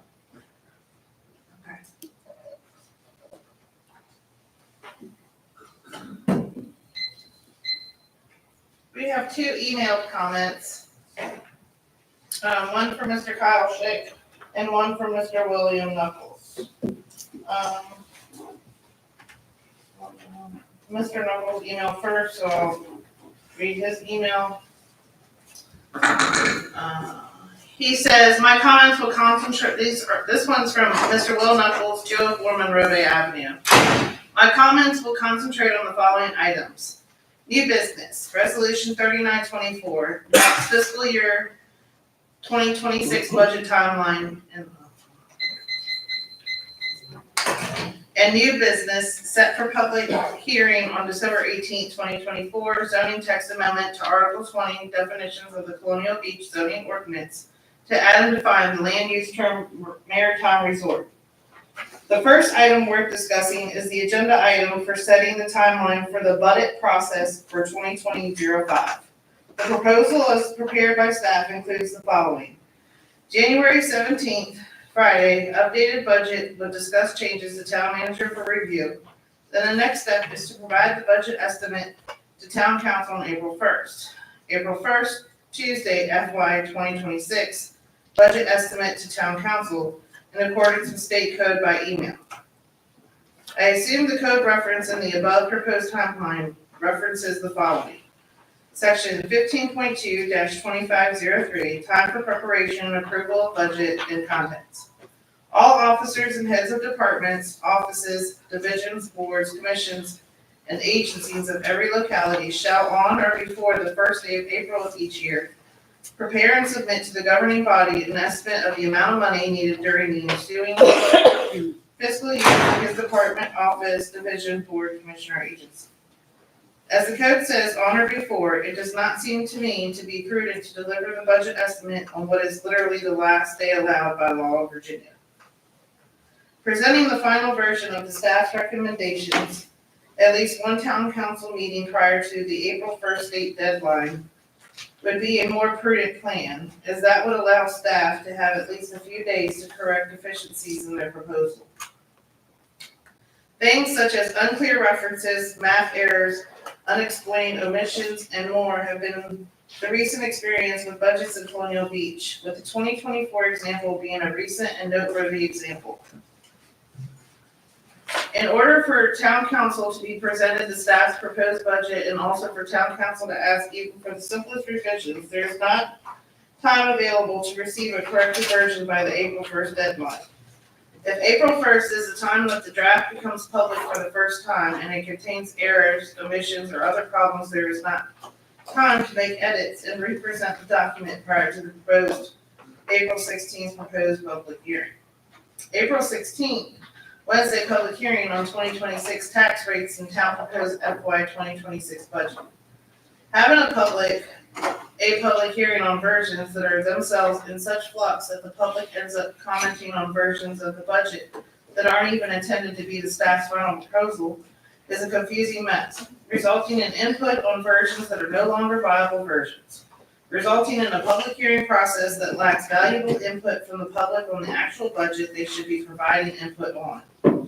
Furthermore, the questions of setting the 2026 tax rates while simultaneously seeking input on the budget itself means that the public is expected to provide meaningful input on two related but separate policy discussions.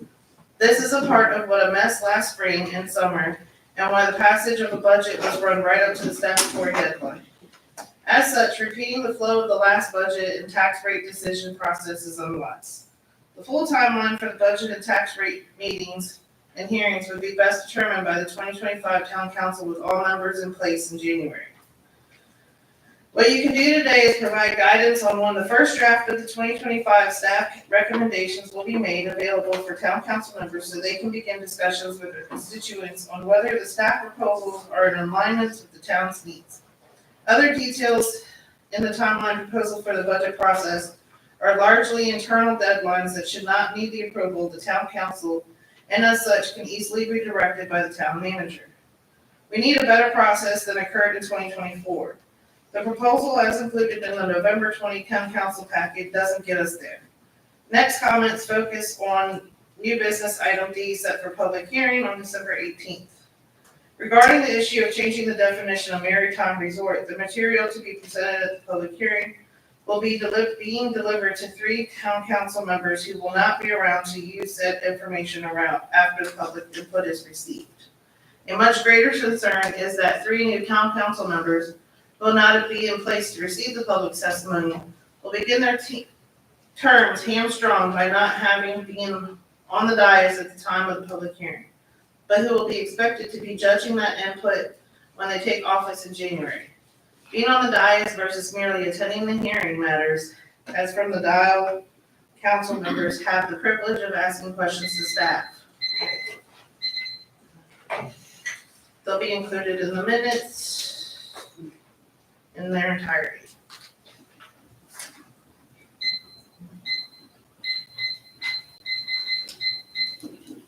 The next and last one is from Mr. Kyle Schick. Says to the mayor, council, and staff, unfortunately, I will not be able to attend tonight's meeting. I'm writing this letter to show my support for the town council to advertise a public hearing for the addition of maritime resort to the definitions of the town zoning ordinances. Town Planning Commission overwhelmingly supported the addition of this definition.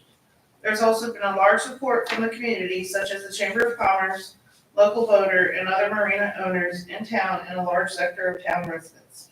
I know there had some misleading information provided to the public, and I think a public hearing is warranted to get the facts to the town council for their consideration to add this definition to the town ordinances.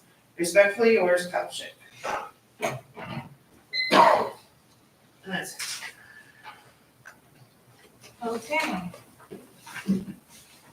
Before we go into the next, can I take a 5-minute break?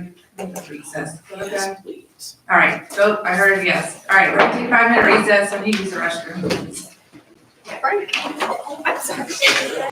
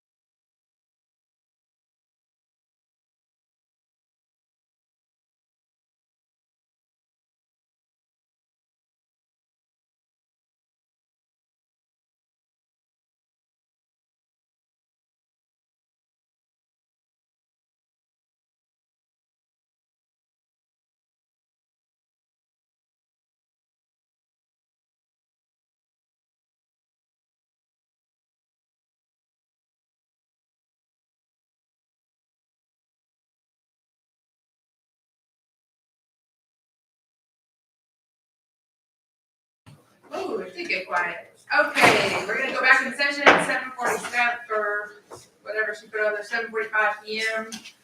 I got 4 different clocks out here. All right, next up is, setting the public hearing for the CIP. The proposed date is our very next, work session in December. So then I get I make a motion that we set the public hearing for the CIP for December 4th, is that right? Yep. December 4th at our work session. is it, okay? Second. Is there further discussion on the motion? All in favor? Aye. Aye. Okay, so we'll see everybody in the December board meeting for that. Next is the budget timeline. Oh, and Lisa went to the restroom, so we'll skip and come back to it. We'll move to the RFP for downtown connectivity planning services for downtown Huntington Beach, which is that SMART grant we've been hearing about, that the town is administering, the selection process. Correct, so, the town submitted the RFP on behalf of, DCB. There were several, responses, that were received, design workshops, Labella Associates, HOK, and Timmons. Timmons was selected, as a respondent. We drafted an agreement and we provided it to DCB for their review. I just want to make it clear that the agreement, the resultant agreement, will be an agreement between DCB and Timmons, not the town. We are simply the facilitators for DCB on this solicitation, so just wanted to bring that to your awareness. Okay, and is it within the grant amount? It is within the grant amount, yes, that grant amount was $60,000. Okay, and, we'll get a future update from that. Correct, once DCB and Timmons have finalized the agreement. Get Timmons to come present. Yes. Timmons is reaching out into this kind of work, they must be expanding. Okay. Are there questions on the RFP? Do we have to vote on this then, or is this No, just this is for just for FYI? awareness. Okay, are there any questions? Yes. I was reading through it all, but just a little curious, can you give us like a brief rundown of what the connectivity planning is? So the $60,000 grant was to develop a connectivity plan for the downtown area, which is a requirement for the downtown designation. So there is a number of deliverables that Timmons will have to provide to DCB. They'll have to provide a strategic plan which outlines the vision for the downtown corridor. So like getting around like by foot, by bike, like what is, so that's all included? Getting to the downtown from somewhere else or Just how each piece connects within that corridor, because that is what the Main Street designation looks at before they award that, and we are really close to getting that designation. So this piece really is just one of the last hurdles that the town really needs to accomplish before the finalization So I that designation. I don't think one is dependent on the other, but if you go to page 8, that is the deliverable section of the contract. And that may, Mr. Williams, answer some of your specifics. There are multiple strategies that the plan will address. One is connectivity, like we talked about, with lights and wayfinding and things like that. The other is development opportunities. There's a market assessment and then an engagement strategy. There's also then an implementation strategy. So that might give you more. Is that helpful? Yeah, I was just wanted to be quick, brief. That's, yeah, thank you. Okay. All right, I look forward to the work being done. Lisa, we're gonna come back, we skipped your budget timeline and we're coming back to it. Sorry. Okay, no worries. Are you ready for us? Yes. Okay. Good evening, Madam Mayor, Council. In front of you, you have Resolution 3924, it's a draft, for your review and approval or any additions you want to make. Outlining, the steps we are doing for the 2026 budget. And I see we're moving the timeline up a little bit. Yes, we've already started, working on the budget, beginning of November. Where the department heads are gathering all their information and turning in, their requests. And we are going to start reviewing them at the beginning of December. Yes, we have moved it up, but we do have room in here, for any additions or, that council would like to see. I'm wondering if, we're setting the public hearing for the 2024 CIP, but we all know there's really a 2025 CIP that's gonna be much more, Yes, that would be coming, yes. yeah, and hopefully like a more robust, process in that. Can we add that into this budget timeline, so that the planning commission and the process for that CIP is tied into our budget timeline? If council desires. What do you guys think about that? Darla's, are you, Council desires. council does desire? That is actually part of the conversation that we had started last budget cycle to tie the CIP into this upcoming budget cycle. So yes, we'll go ahead and update. If I may, Darla, do you see any issue with that? No, sir, I don't. But as at the planning commission meeting, just, last week, we had some discussions about that and about needing to get, started discussing, the CIP sooner to be able to get something to you all, hopefully within like the March timeframe, because that would hopefully fit better within, your schedule. Thank you, ma'am. Appreciate it. Yes, sir. As long as you have clear guidance from council, right? Yes, sir. Yeah, okay. Madam Mayor? Yes. It seems like a lot of the feedback that we get on the budget every year is the fact that the public doesn't see it in any form until it's like finally presented to us. According to this, when would be the first time that we could publish a proposed budget, Lisa? One of the things that I thought was helpful, just to piggyback on that comment, that, when Ms. Jacobs was here, she did a preliminary budget slideshow, which was not printing every 26 pages line items, but was setting these are the things that we are, implementing, planning to implement, these are the things that are changing.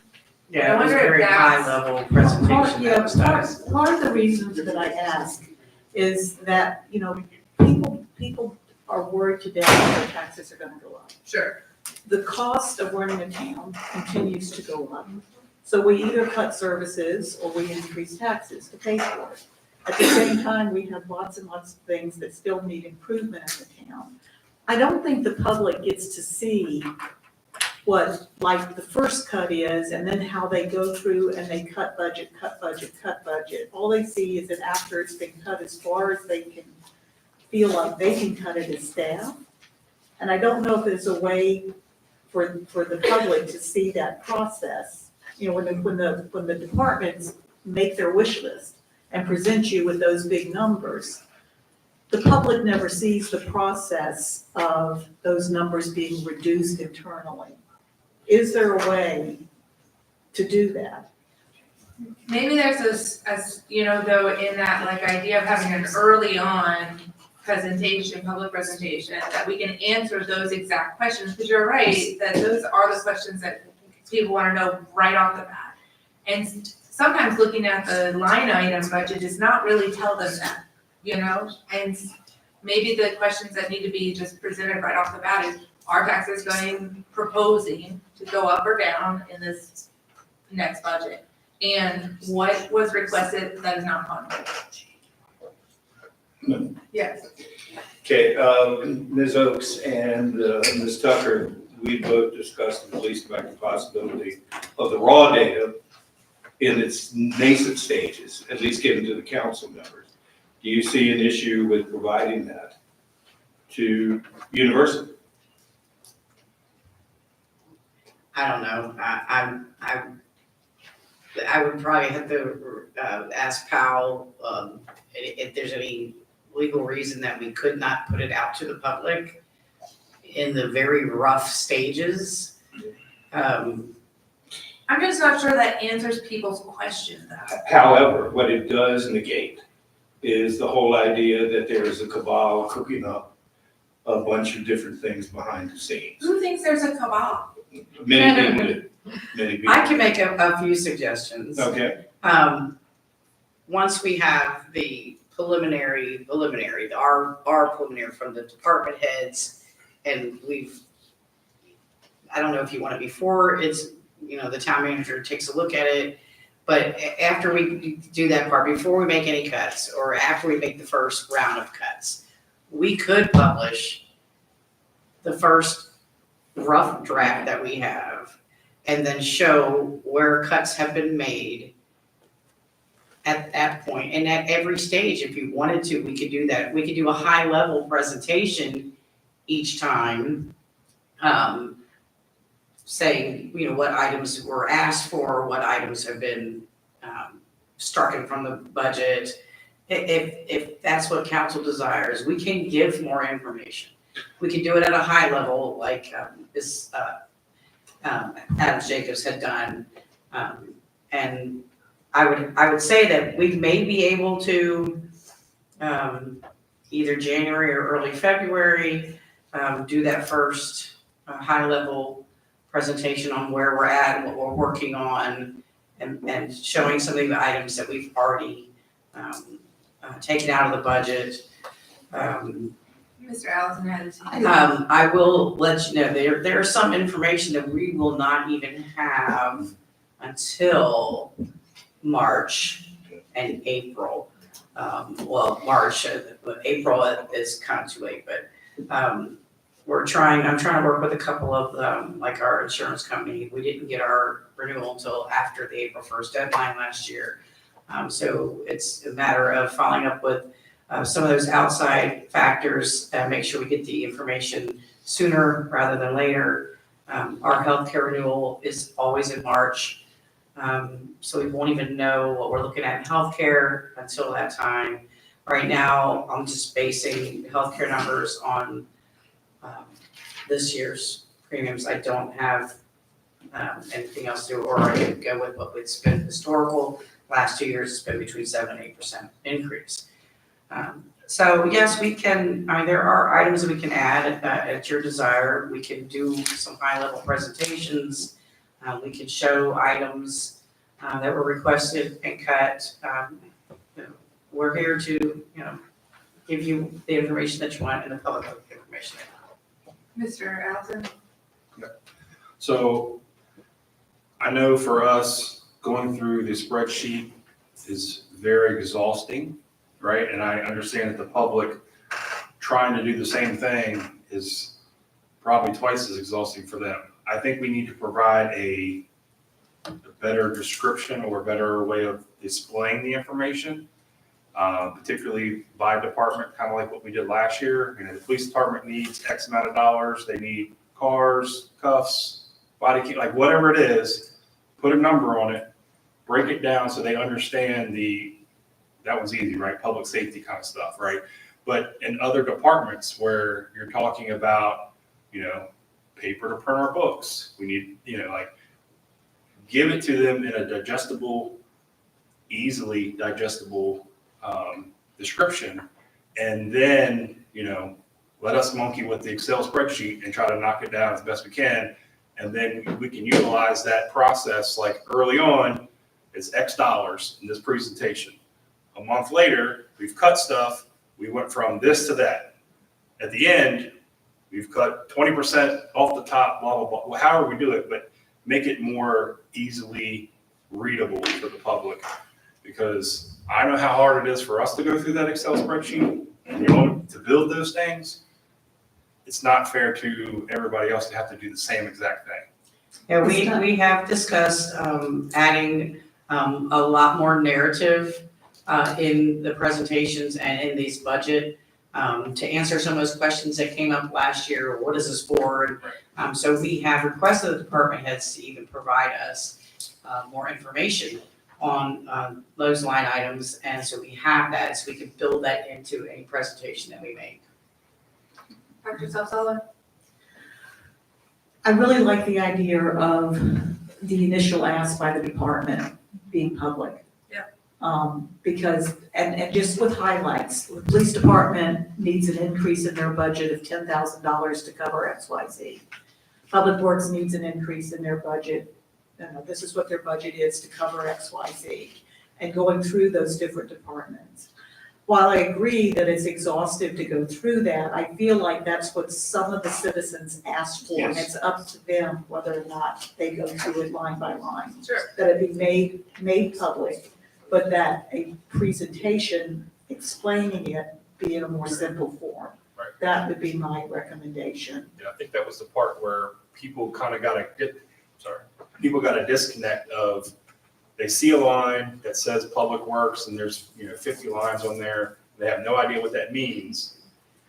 As a body, we need to give them a more descriptive thing saying, it means this. It's 50 lines in an Excel spreadsheet, but it means this. And we break it down a little bit better, however graphically we decide to do that. And I'm hoping that one of the newly elected members, Tom, who has a huge background in finance and that sort of thing, can maybe help with that part of it. Yes, Ms. Williams? Yeah, that's a good point. The new members, we got to factor in the fact that there's 3 people that were elected. I think all of them have concerns about the budget and the process and wanting a little bit more transparency. I'm not a fan of the 2-on-1 council member meetings because we don't all hear the same thing at the same time. And to me, I just don't feel like it's the most productive thing in the world. But I would like to see something added maybe in March where we have a budget meeting where we can talk to all the department heads like we have, I think last year we did some of that. And we can ask, finance why they need this, or planning why they need that. And, to me, that would be more of a transparent process for the public, and we can get some questions answered. And then once we get into the April timeframe, we'll be a lot further ahead. I'd like to do both. I think one of the problems with the budget process this last year is we did not do the 2-on-2s, and especially having new council members. Sometimes, to be totally frank with you guys, it's a little intimidating to sit up here. It is a little scary to speak into the mic. It is possibly, especially for a first-time person looking at a big budget, for me still, I may ask questions that don't make any sense at the beginning, and that's okay. That's all part of the learning process. But to do that in front of a whole crowd of people that is watching you while the video is recorded and YouTube is on, sometimes it's a little daunting. And so I think I think it's important for both to happen. The departments to be held accountable in public as they were last time. But also to give an opportunity for council members to meet with staff. I mean, I'm not at all these meetings, neither are you, because it's just, a couple people at a time, but I think it does give them an opportunity to delve into the nitty gritty and ask questions in a place that is not that there's anything to hide about it, but that is a learning process, and that can be just frankly intimidating. I think, Madam Mayor, also, my questions may not be the same as your questions about the budget. We get the budget ahead of time, we can look through it when it's gone through with us 2 at a time, because that's the legal way to do it. Right. Then the questions that we have are going to be different from the questions that you may have, but we get our questions answered personally. And if we did something like that in a public forum, we'd be here for 20 hours. And not just that, but there's nothing to preclude a council member from speaking to another council member. Obviously, you can't do it for time. But each and every one of us has talked to another council member when we're working on something. So I think that the idea of being able to ask individual questions so that you perceive it might be a stupid question, but you're not doing it in front of God and everybody, and you're doing it in a productive forum, is a good way to go about it. And then if you want to have more fulsome confirmation or conversations with other council members, pick up the phone. Yeah, and I think that should be encouraged, you know, and really every time we meet and, you know, for like our, council planning sessions together, we're encouraged to be communicating with one another. I just wanted to make a comment on, Mr. Williams' suggestion of having a meeting in March. So we built into this calendar this year, if you'll notice, February and March, as the 2 months to have ongoing discussions with council members. And so we can schedule meetings in either of those months, if council desires, to further discuss the budget. So that's what these 2 months are built into the budget for. Okay, so like if we get the new members and we're at the strategic planning meeting and say the council with the new members says, yes, we want to have something in March, we could add that to the schedule. So after we've had the initial meeting with all of council members in January. Yes, if at another meeting you all want to schedule a meeting in March, after reviewing the budget and having the 2-on-2 meetings with us, then yes, we can schedule a meeting in March. I propose amending this calendar though to adding that just directly to the calendar now, so that staff has an expectation and Heather, as she's looking, you know, forecasting in our agendas, that March would be a department presentation, department presentation. Is that, David, is that what you When this document was given to you to review it, and you can add and subtract as you desire, yes. And I would also like to point out that if council members have questions after they get the preliminary, they can always send an email or stop by and talk to staff, myself, any of us, and we could get your questions answered, and share with all council. We're always there, we can answer your questions. Well then, I guess I would suggest if the meeting that we're requested for March is the department's request, that be held earlier, since we have this deadline of April 1st. So that doesn't give us much time to work with making any updates and changes, similar to what we encountered last budget season. So Probably better that in would- February. Yeah, January, which. So February? Yeah, I would say February. That would give the new council members time to have met with us and have had an initial review of the budget. So I would say February. Madam Mayor? Yeah. I mean, looking at this timeline, if there's a proposed budget that's available to do review with individual council members in January, then I'd like to see that public. I'd like to see it published in January, and then when it's updated with changes that the town manager recommends, it gets republished. And then, so that the public doesn't believe that we start cutting right away when we first see the budget. And so they're here at the last minute in April and May saying we need to cut, not realizing how much has already been cut. Yeah, I think that's something that we can do, Dr. Karen, to just publish each iteration of the budget and continue as we update, we publish the new iteration until it's finalized. Can we agree on a place for that? Because like, I just recently looked for the final budget we passed back in June, asked Heather, and she said it wasn't there, so she got it added like a week ago or so. So can we agree on where it's gonna be located? Is it gonna be on the finance page? Is it gonna be on the budget page? Or where can we expect to see it? So the budget page is for the budget. I don't see a reason why we couldn't have it both places, since it is a finance document, and we do have a dedicated page for budgets. So I don't see why we couldn't have. And maybe just a link on the front page that says, hey, this is the proposed budget, and it links to it, so you don't have to go searching for it. I wonder though, I just want to make sure there's a narrative with like, if we're, and I've never known of any other locality that publishes their initial proposed budget. I mean, but So if you go to the finance page, you click here for town budget, and then it takes you to the budget page. yeah, it should just be on the budget page. But when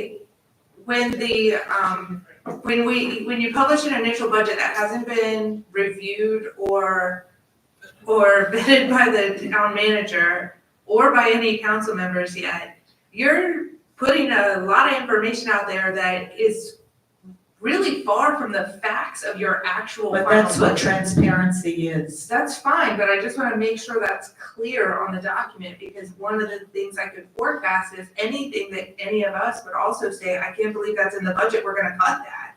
Every single person in town is gonna say that. And so then they'll tell us and they'll think we're listening to them. I mean, I think the process works like that anyway, but fine, I mean, I do listen to them. right. I think to Dr. Karen's point and to my point before that is that what we want to do is make sure people actually see this process in action. Right. Okay, and that, and what concerned me is the last time when we had the 1% increase in tax. People were saying, we're just throwing money away, we're wasting money. And it's important that people see that stuff costs money, right? And to see exactly where their money is spent. Okay, so it's in that spirit. Is this perfect? No, but I think if you err on the side of being transparent with folks, then it might be a little more difficult initially, but at the end, we're gonna have a lot less of the car crash that we had last time. Yeah, I mean, and my point is not that I don't want to encourage transparency or putting that information out there is fine. It's just, I felt like last year we changed the budget process to do all of that more transparent. And yet, what did everybody say? We hated that budget process. So it just seems like somehow that's where my frustration lies, is that is what, by doing it all together, by having multiple meetings, multiple iterations, cuts on the board, that was transparency. I don't think the public saw that. I think the frustrating part was the fact that we didn't sit down to actually make cuts until June 6th or whatever, 10th. That was the frustrating part. We did make cuts in many meetings. They were very minimal. We did. Very minimal. 3 at least. Well, I think we all agree that last time wasn't perfect. It was better. Quite honestly, I compliment you, Madam Mayor, on the scrum board, for lack of a better term, where we all put our favorite items up there. But since it wasn't perfect, we tried something different with the idea in mind that people get to see the sausage being made.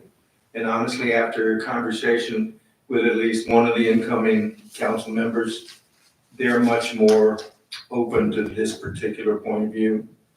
And honestly, all I want to happen is for folks to see that we have the town's best interests at heart.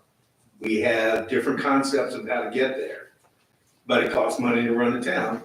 And we want everybody to see that, so that if we're all looking at the budget, then maybe we can't get that shiny new whistle this year. So it's not that you weren't being transparent or we weren't being transparent. We were coming up with the best idea that we had at the time. You know, this is just a different idea. I agree.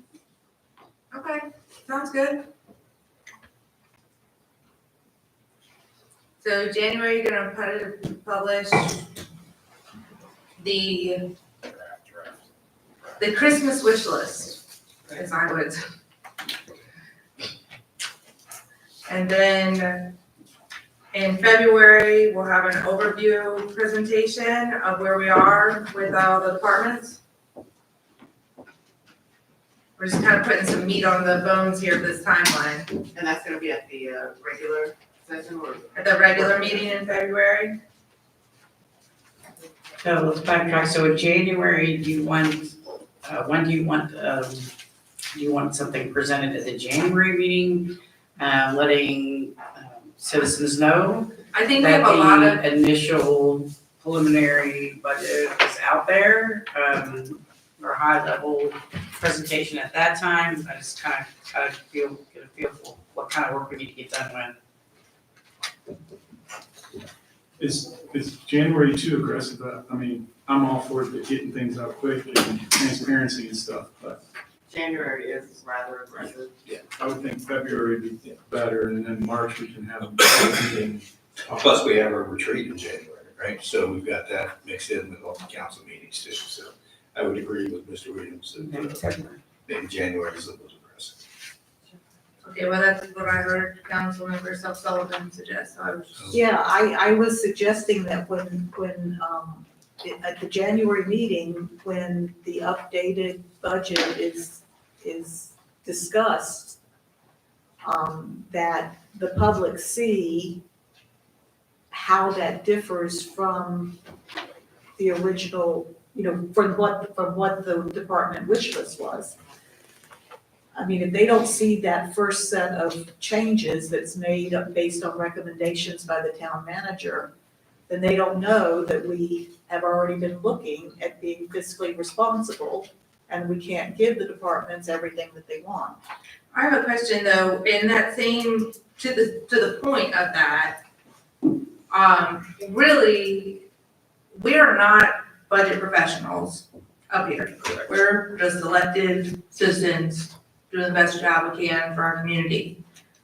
We have staff that is gonna go through this thing, is going to make those adjustments, with a professional opinion on that. I think getting that information out there, Karen, is important, but I don't know that it is actually beneficial to the public to get that without the suggestions from professional staff that come with that. Well, absolutely. Right, well, they're not gonna be ready to have made those cuts yet in January. Well, there's an updated budget with discussed changes due to the town manager for review. So if that's the first So time. I'm saying after the manager review, which is, I think a little more what David and Rick is saying, that the manager should review it and then those could be brought. And all of it can be shown. It can say, look, this is what was there. This is what the manager said in her professional opinion should be changed about that. So that is That's all. all I'm asking for. Okay, so I'm kind of more leaning like to the February, is that Yeah. what you guys said? And gives staff enough time, because we don't throw a hand grenade in the middle of your office. Well, that's exactly kind of what I'm thinking is about to happen.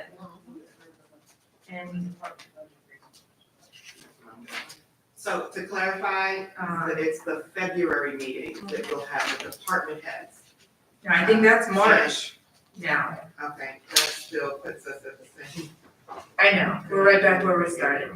So in February, publish whatever draft with the cuts you've made, but the whole thing, what was before and what you've got. So I was going to suggest in February, when the department heads present, we can also discuss, this is what they asked for, and this is what the revisions were. What my recommendations for any proposed cuts or such, so that could happen at the same meeting. All right, what do you guys think about that? Combine both these at a February meeting so that we still have March to make changes before the April deadline. That's good. I can live with it. All right, I'm feeling consensus. Anybody else have any commentary on that? Okay, February regular meeting.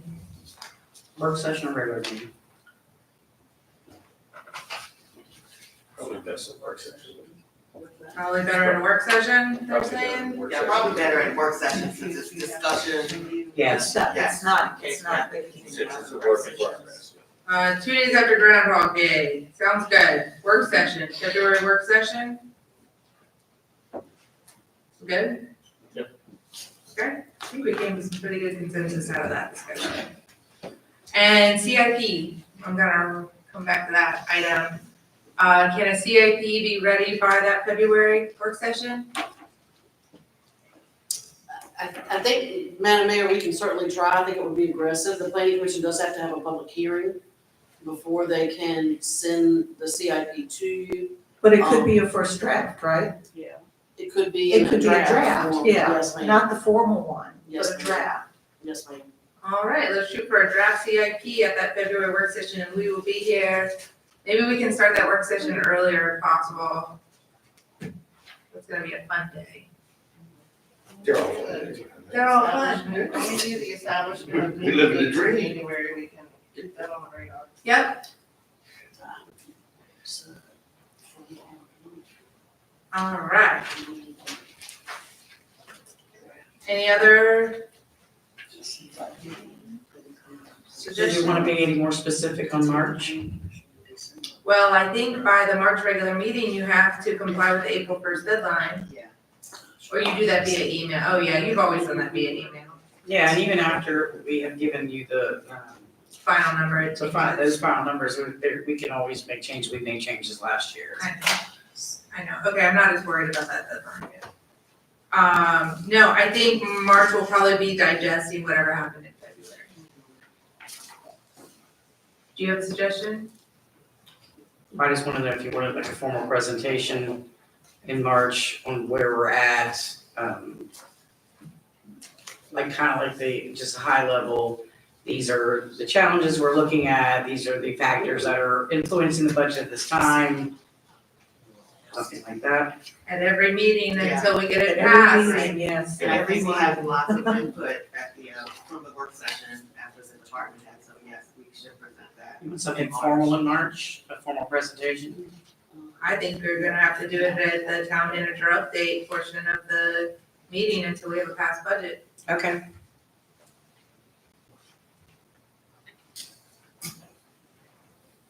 We showing them how the sausage is made, is that what we said? Sounds good.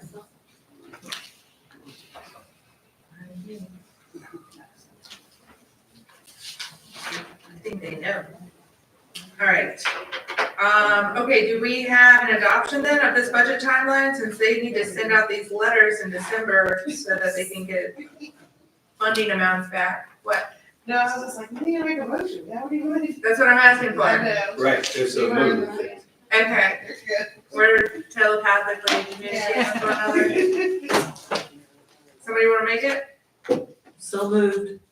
Second. All right, any other discussion? Just so basically, we're adding the presentation in February and some just regular updates, which is normal. So that's the main change, correct, is February. The February is an overview presentation from, it includes all the departments, is what I have here. It, the changes that the town manager has made, the cuts that's been made will also be presented. And it will be published on the budget website, and it will include a draft CIP. Was there anything I missed out of that? Okay. Aye. Aye. All right, all in favor? Aye. Aye. Any opposed? Fantastic.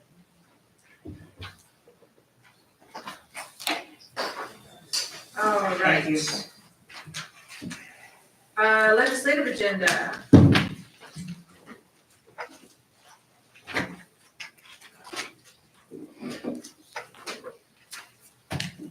So you have, in your packets, just the Town of Columbia Beach's request for the 2025 legislative agenda request. Some of the items are items that were previously on the request before. As you all may know, every year we lobby our federal and state elected officials to just assist in various initiatives and efforts to help the town with required funding or making sure that legislation is passed that benefits the town. There are 8 items in your packet. I know during the public comment section, there was some information that was presented regarding the legislative agenda request. So you all can either add or request to delete any of the requests here. Okay. Open it up for discussion. Yes, Ms. Williams? One of the concerns I had is last year, and especially during the strategic planning meeting, we were like sewer treatment plant, priority 1, 2, 3.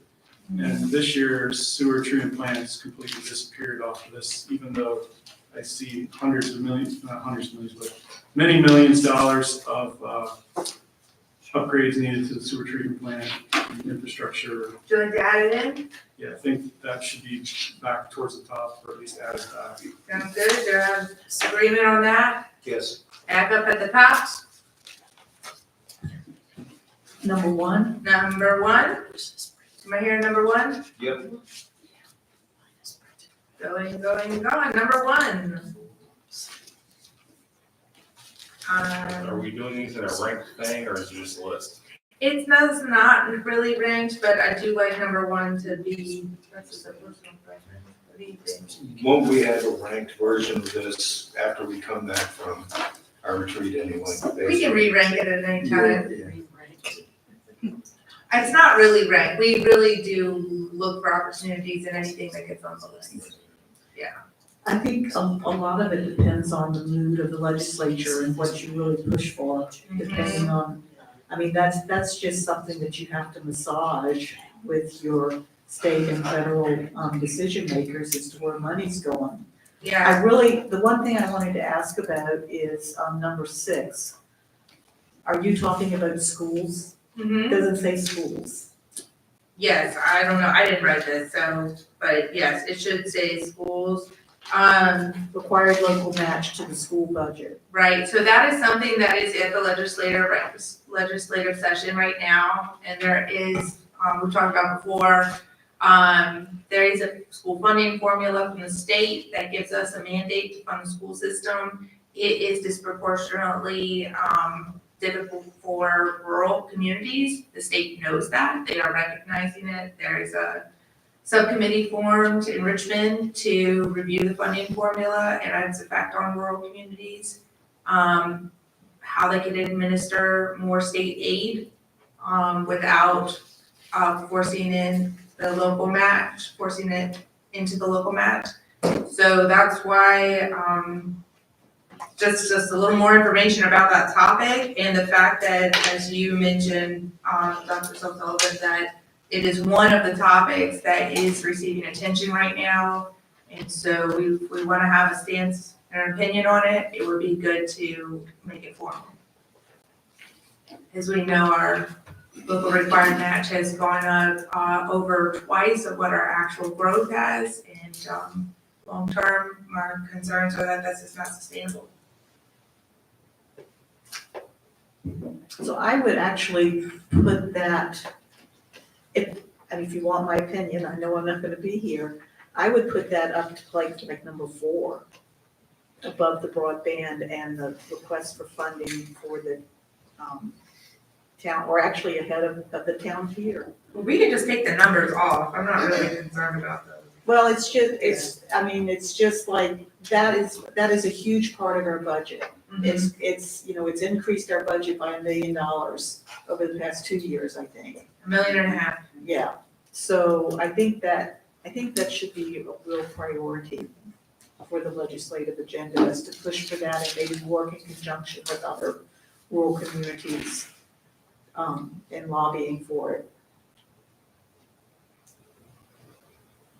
You guys want to move to 4? I mean, you can move it to 4, but I agree. I think we should take the numbers off of them, so there's not an importance on them. Yeah. Just showing a list. All right, let's just take the And we can number. identify those priorities at our strategic meeting. Correct. In-house to see where, we can focus our efforts and making sure that we are, keeping in light of what the rest of the legislative agenda is for other communities to try to, there's nothing wrong with piggybacking off of other people's as well to ensure that, we get a piece of the pie,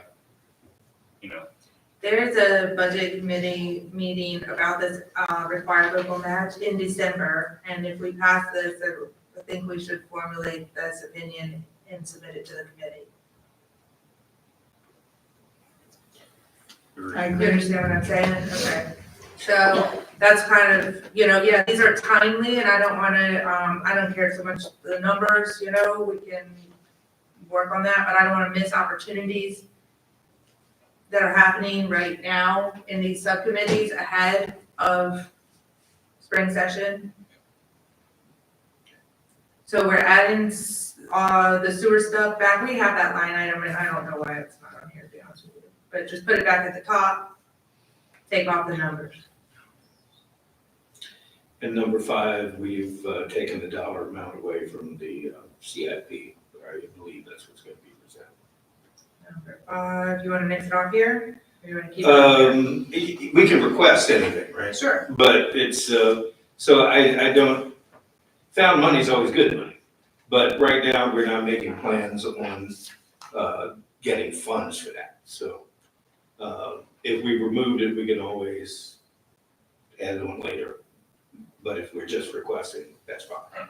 Yeah, I was gonna suggest we remove that one. All right, you guys wanna take off 5? That's the municipal center. Yep.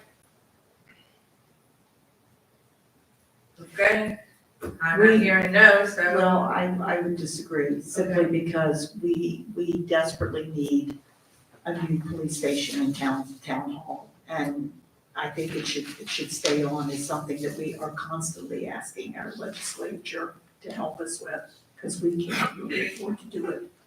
So my question would be has any other town, city received funding Yeah, they have, for, police department and town hall? yeah.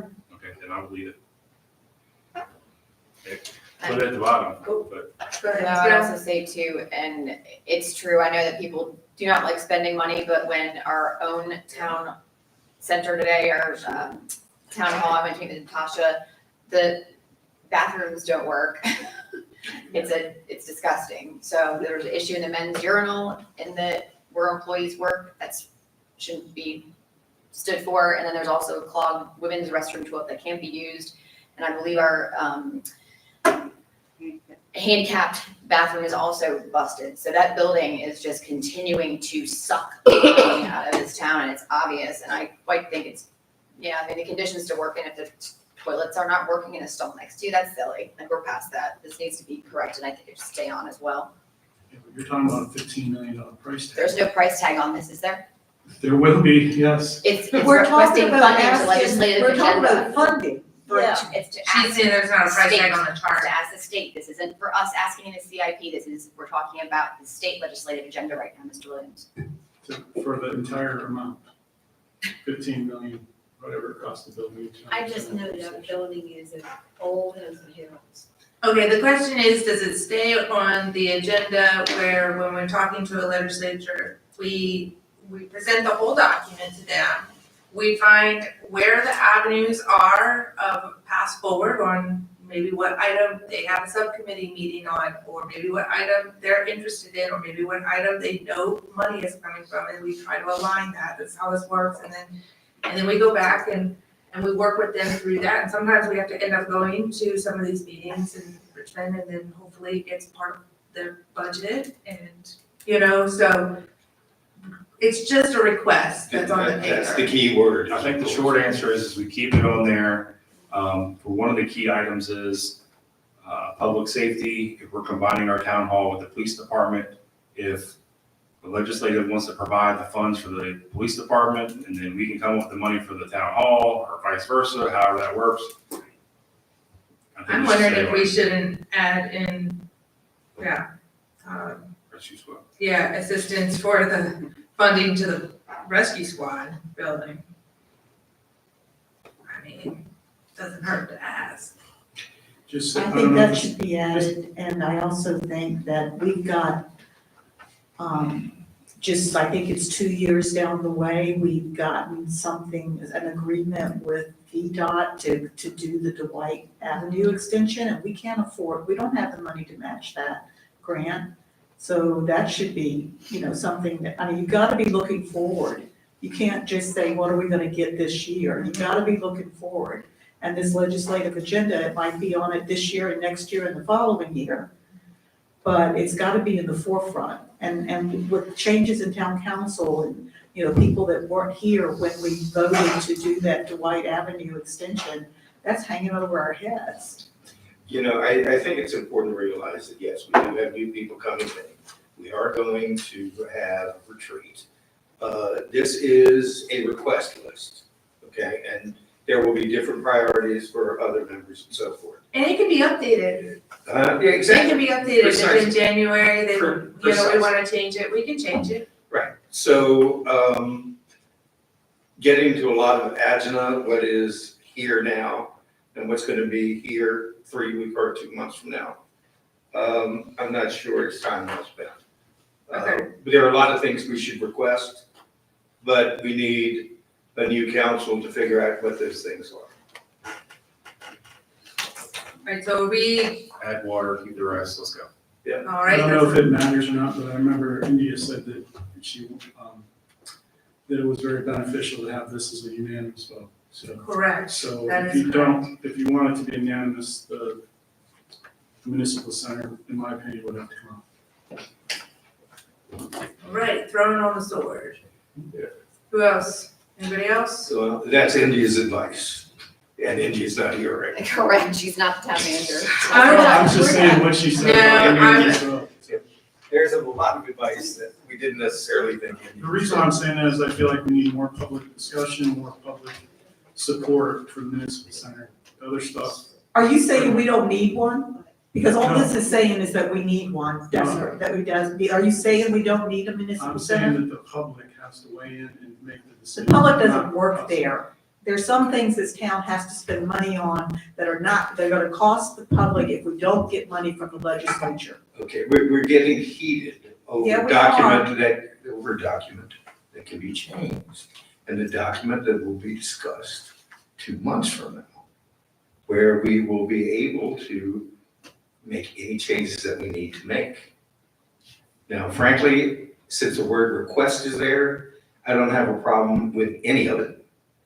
I'm not for a new municipal center, quite honestly, at this time. But if we're requesting money and someone gives it to us, that's great. I can ask Powell for $30. He can either give it to me or not give it to me, but it doesn't hurt to ask. Add water, let's go. Add water, let's go. I've got one for that. Is that a motion? And what? Sewer and water, add the Yeah, infrastructure I thought we item at already the said top. that. Second. I'm just What saying, he means is his, keep all the rest, add sewer and water, let's go. take off the numbers. No, I'm saying add the rescue squad and add All right, hold the on. Dwight extension. That's an amendment to the motion. I'm gonna make this more formal now since we're getting into making business happen. All right, so the amendment to the motion is to add the rescue squad to the requesting funding, and we should say for, municipal, Complex. municipal We're making it complex. service.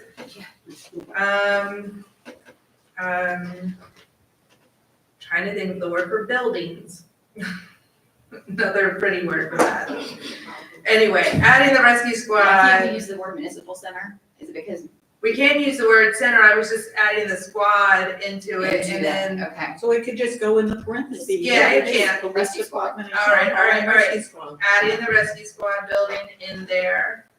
Okay, and that looks like a second, then is that a second from you, Ms. Brown, on Yes, the ma'am. amendment? Yes, Yes, ma'am. it is. All right, so the amendment to the motion is to add rescue squad to the funding request for the police department, town hall, municipal services centers. As well as wastewater treatment plant. Well, that's Kenny's, right now we're on the amendment request, which is what South Sullivan did. would you be willing to yourself some? I said add both. That was my Oh, the amendment, to add wastewater. both Dwight Avenue and the rescue squad. Oh, add Dwight? Dwight Avenue, yes, to keep, I missed that part, I'm sorry.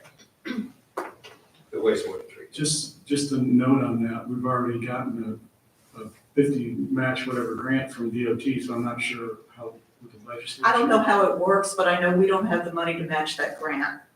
She's asking for matching funds, and I agree, I think that's a very good point, we should keep it on here. There are multiple ways to finance the matching part of it though, and we should get into that the next year.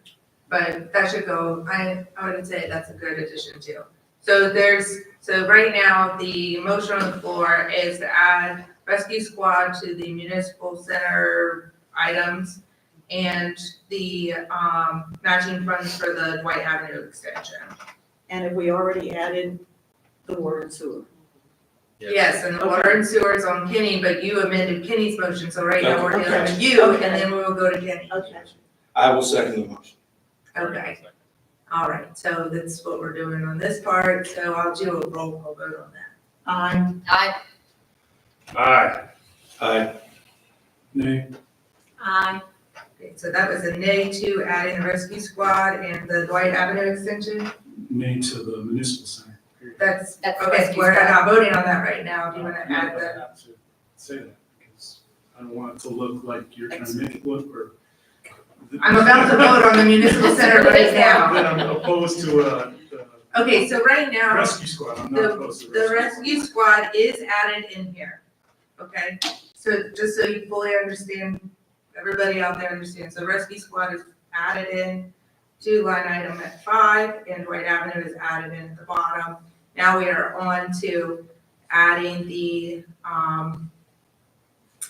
water sewer stuff. I think that one's unanimous. Is everybody in favor of the water sewer stuff at the top? Aye. Aye. Aye. All right. Water sewer stuff's at the top. Now we're voting on the whole document, okay? Is there any other motions? All right, do I have a motion for the document as amended? So moved. Second. Okay? I'll go this way. Aye, since the money's not on the CIP, the entire document. Nay. Aye. Aye. Aye to the legislative agenda. Aye. Aye. All right, let's see how far we get with that.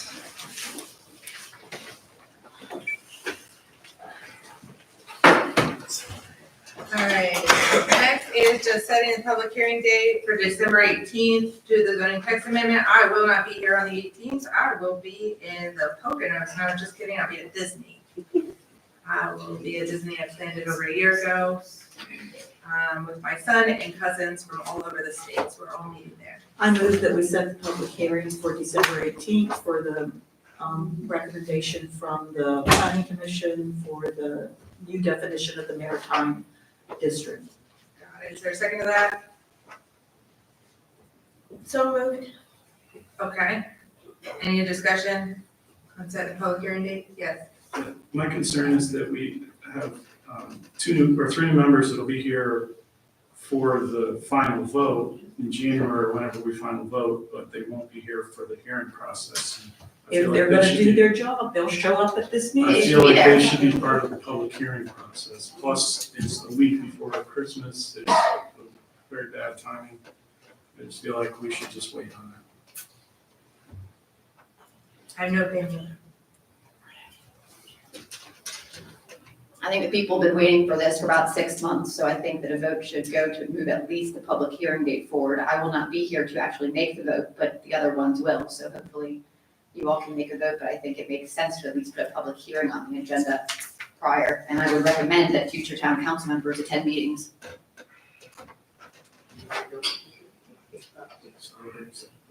Excuse me? All right, point of order. We're gonna stay on track. There's a first motion and a second for December 18th. All right, I'll do a roll call vote then. I'm sorry, point of clarification. So the clerk has just notified me, It's the way that it's public hearing and scheduled is the council public action. hearing and council action. on the 18th. The council doesn't have to take action. They don't, no, you don't have to, but you can. They can make that decision. yeah. I also think though that council members who have been here, such as myself and Dr. Sullivan and Ms. Robertson, who have been and dealt with this RV issue and have heard about it and have been educated on it, should also have a way to speak our voices up and also be able to vote on that. So I don't think just because we're outgoing members, we're still active town council members through the end of the year, whether some like it or some do not. So it's been seconded, I do believe. It is first and seconded, and I think Dr. Sullivan is your vote. Aye. Okay, Ms. Brown? Aye. Mr. Allison? Nay. Mr. Aye. Williams? Ms. Nay. Williams? And you I'm recuse, recused. so then the So, nays have it. it passes Oh, it passes on the- 4-2. Oh, is it 4-2? Yeah, it passes 4-2. The public hearing. I wasn't looking at the same thing. Oh, yeah, no, you're good, you're still looking at legislative agenda. Are you good? Yeah. Okay. All right, next up is closed meeting pursuant to Virginia Code Section 2.2-3711A78 for the purpose of consultation with legal counsel and briefing for staff members or consultants pertaining to probable litigation where such consultation or briefing in open meeting would adversely affect the negotiating or litigating posture of the town council.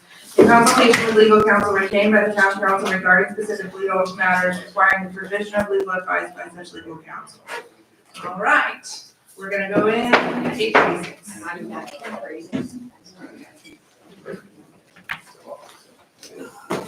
I just asked that it be handled when I'm not done, and I'll be this.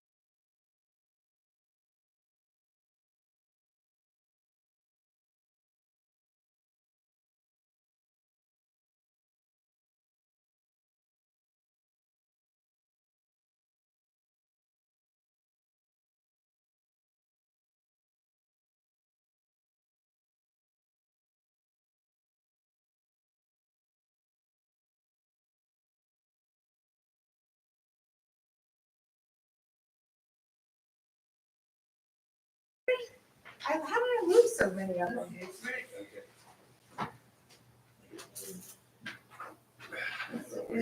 Wait, you got this? Doing its thing. All right, ready? All right, is there a motion to certify that only public business matters lawfully exempted from open meeting requirements under the Virginia Freedom of Information Act, and only such public business matters as were identified in the motion by which the closed meeting was convened were heard, discussed, or considered in the meeting by council? So Second? Second. All right. I so certify. I so certified. I so certified. I so certified. I so certified. I so certified. I said certify, and the meeting Motion to adjourned adjourn. at Certified. 9:03 p.m.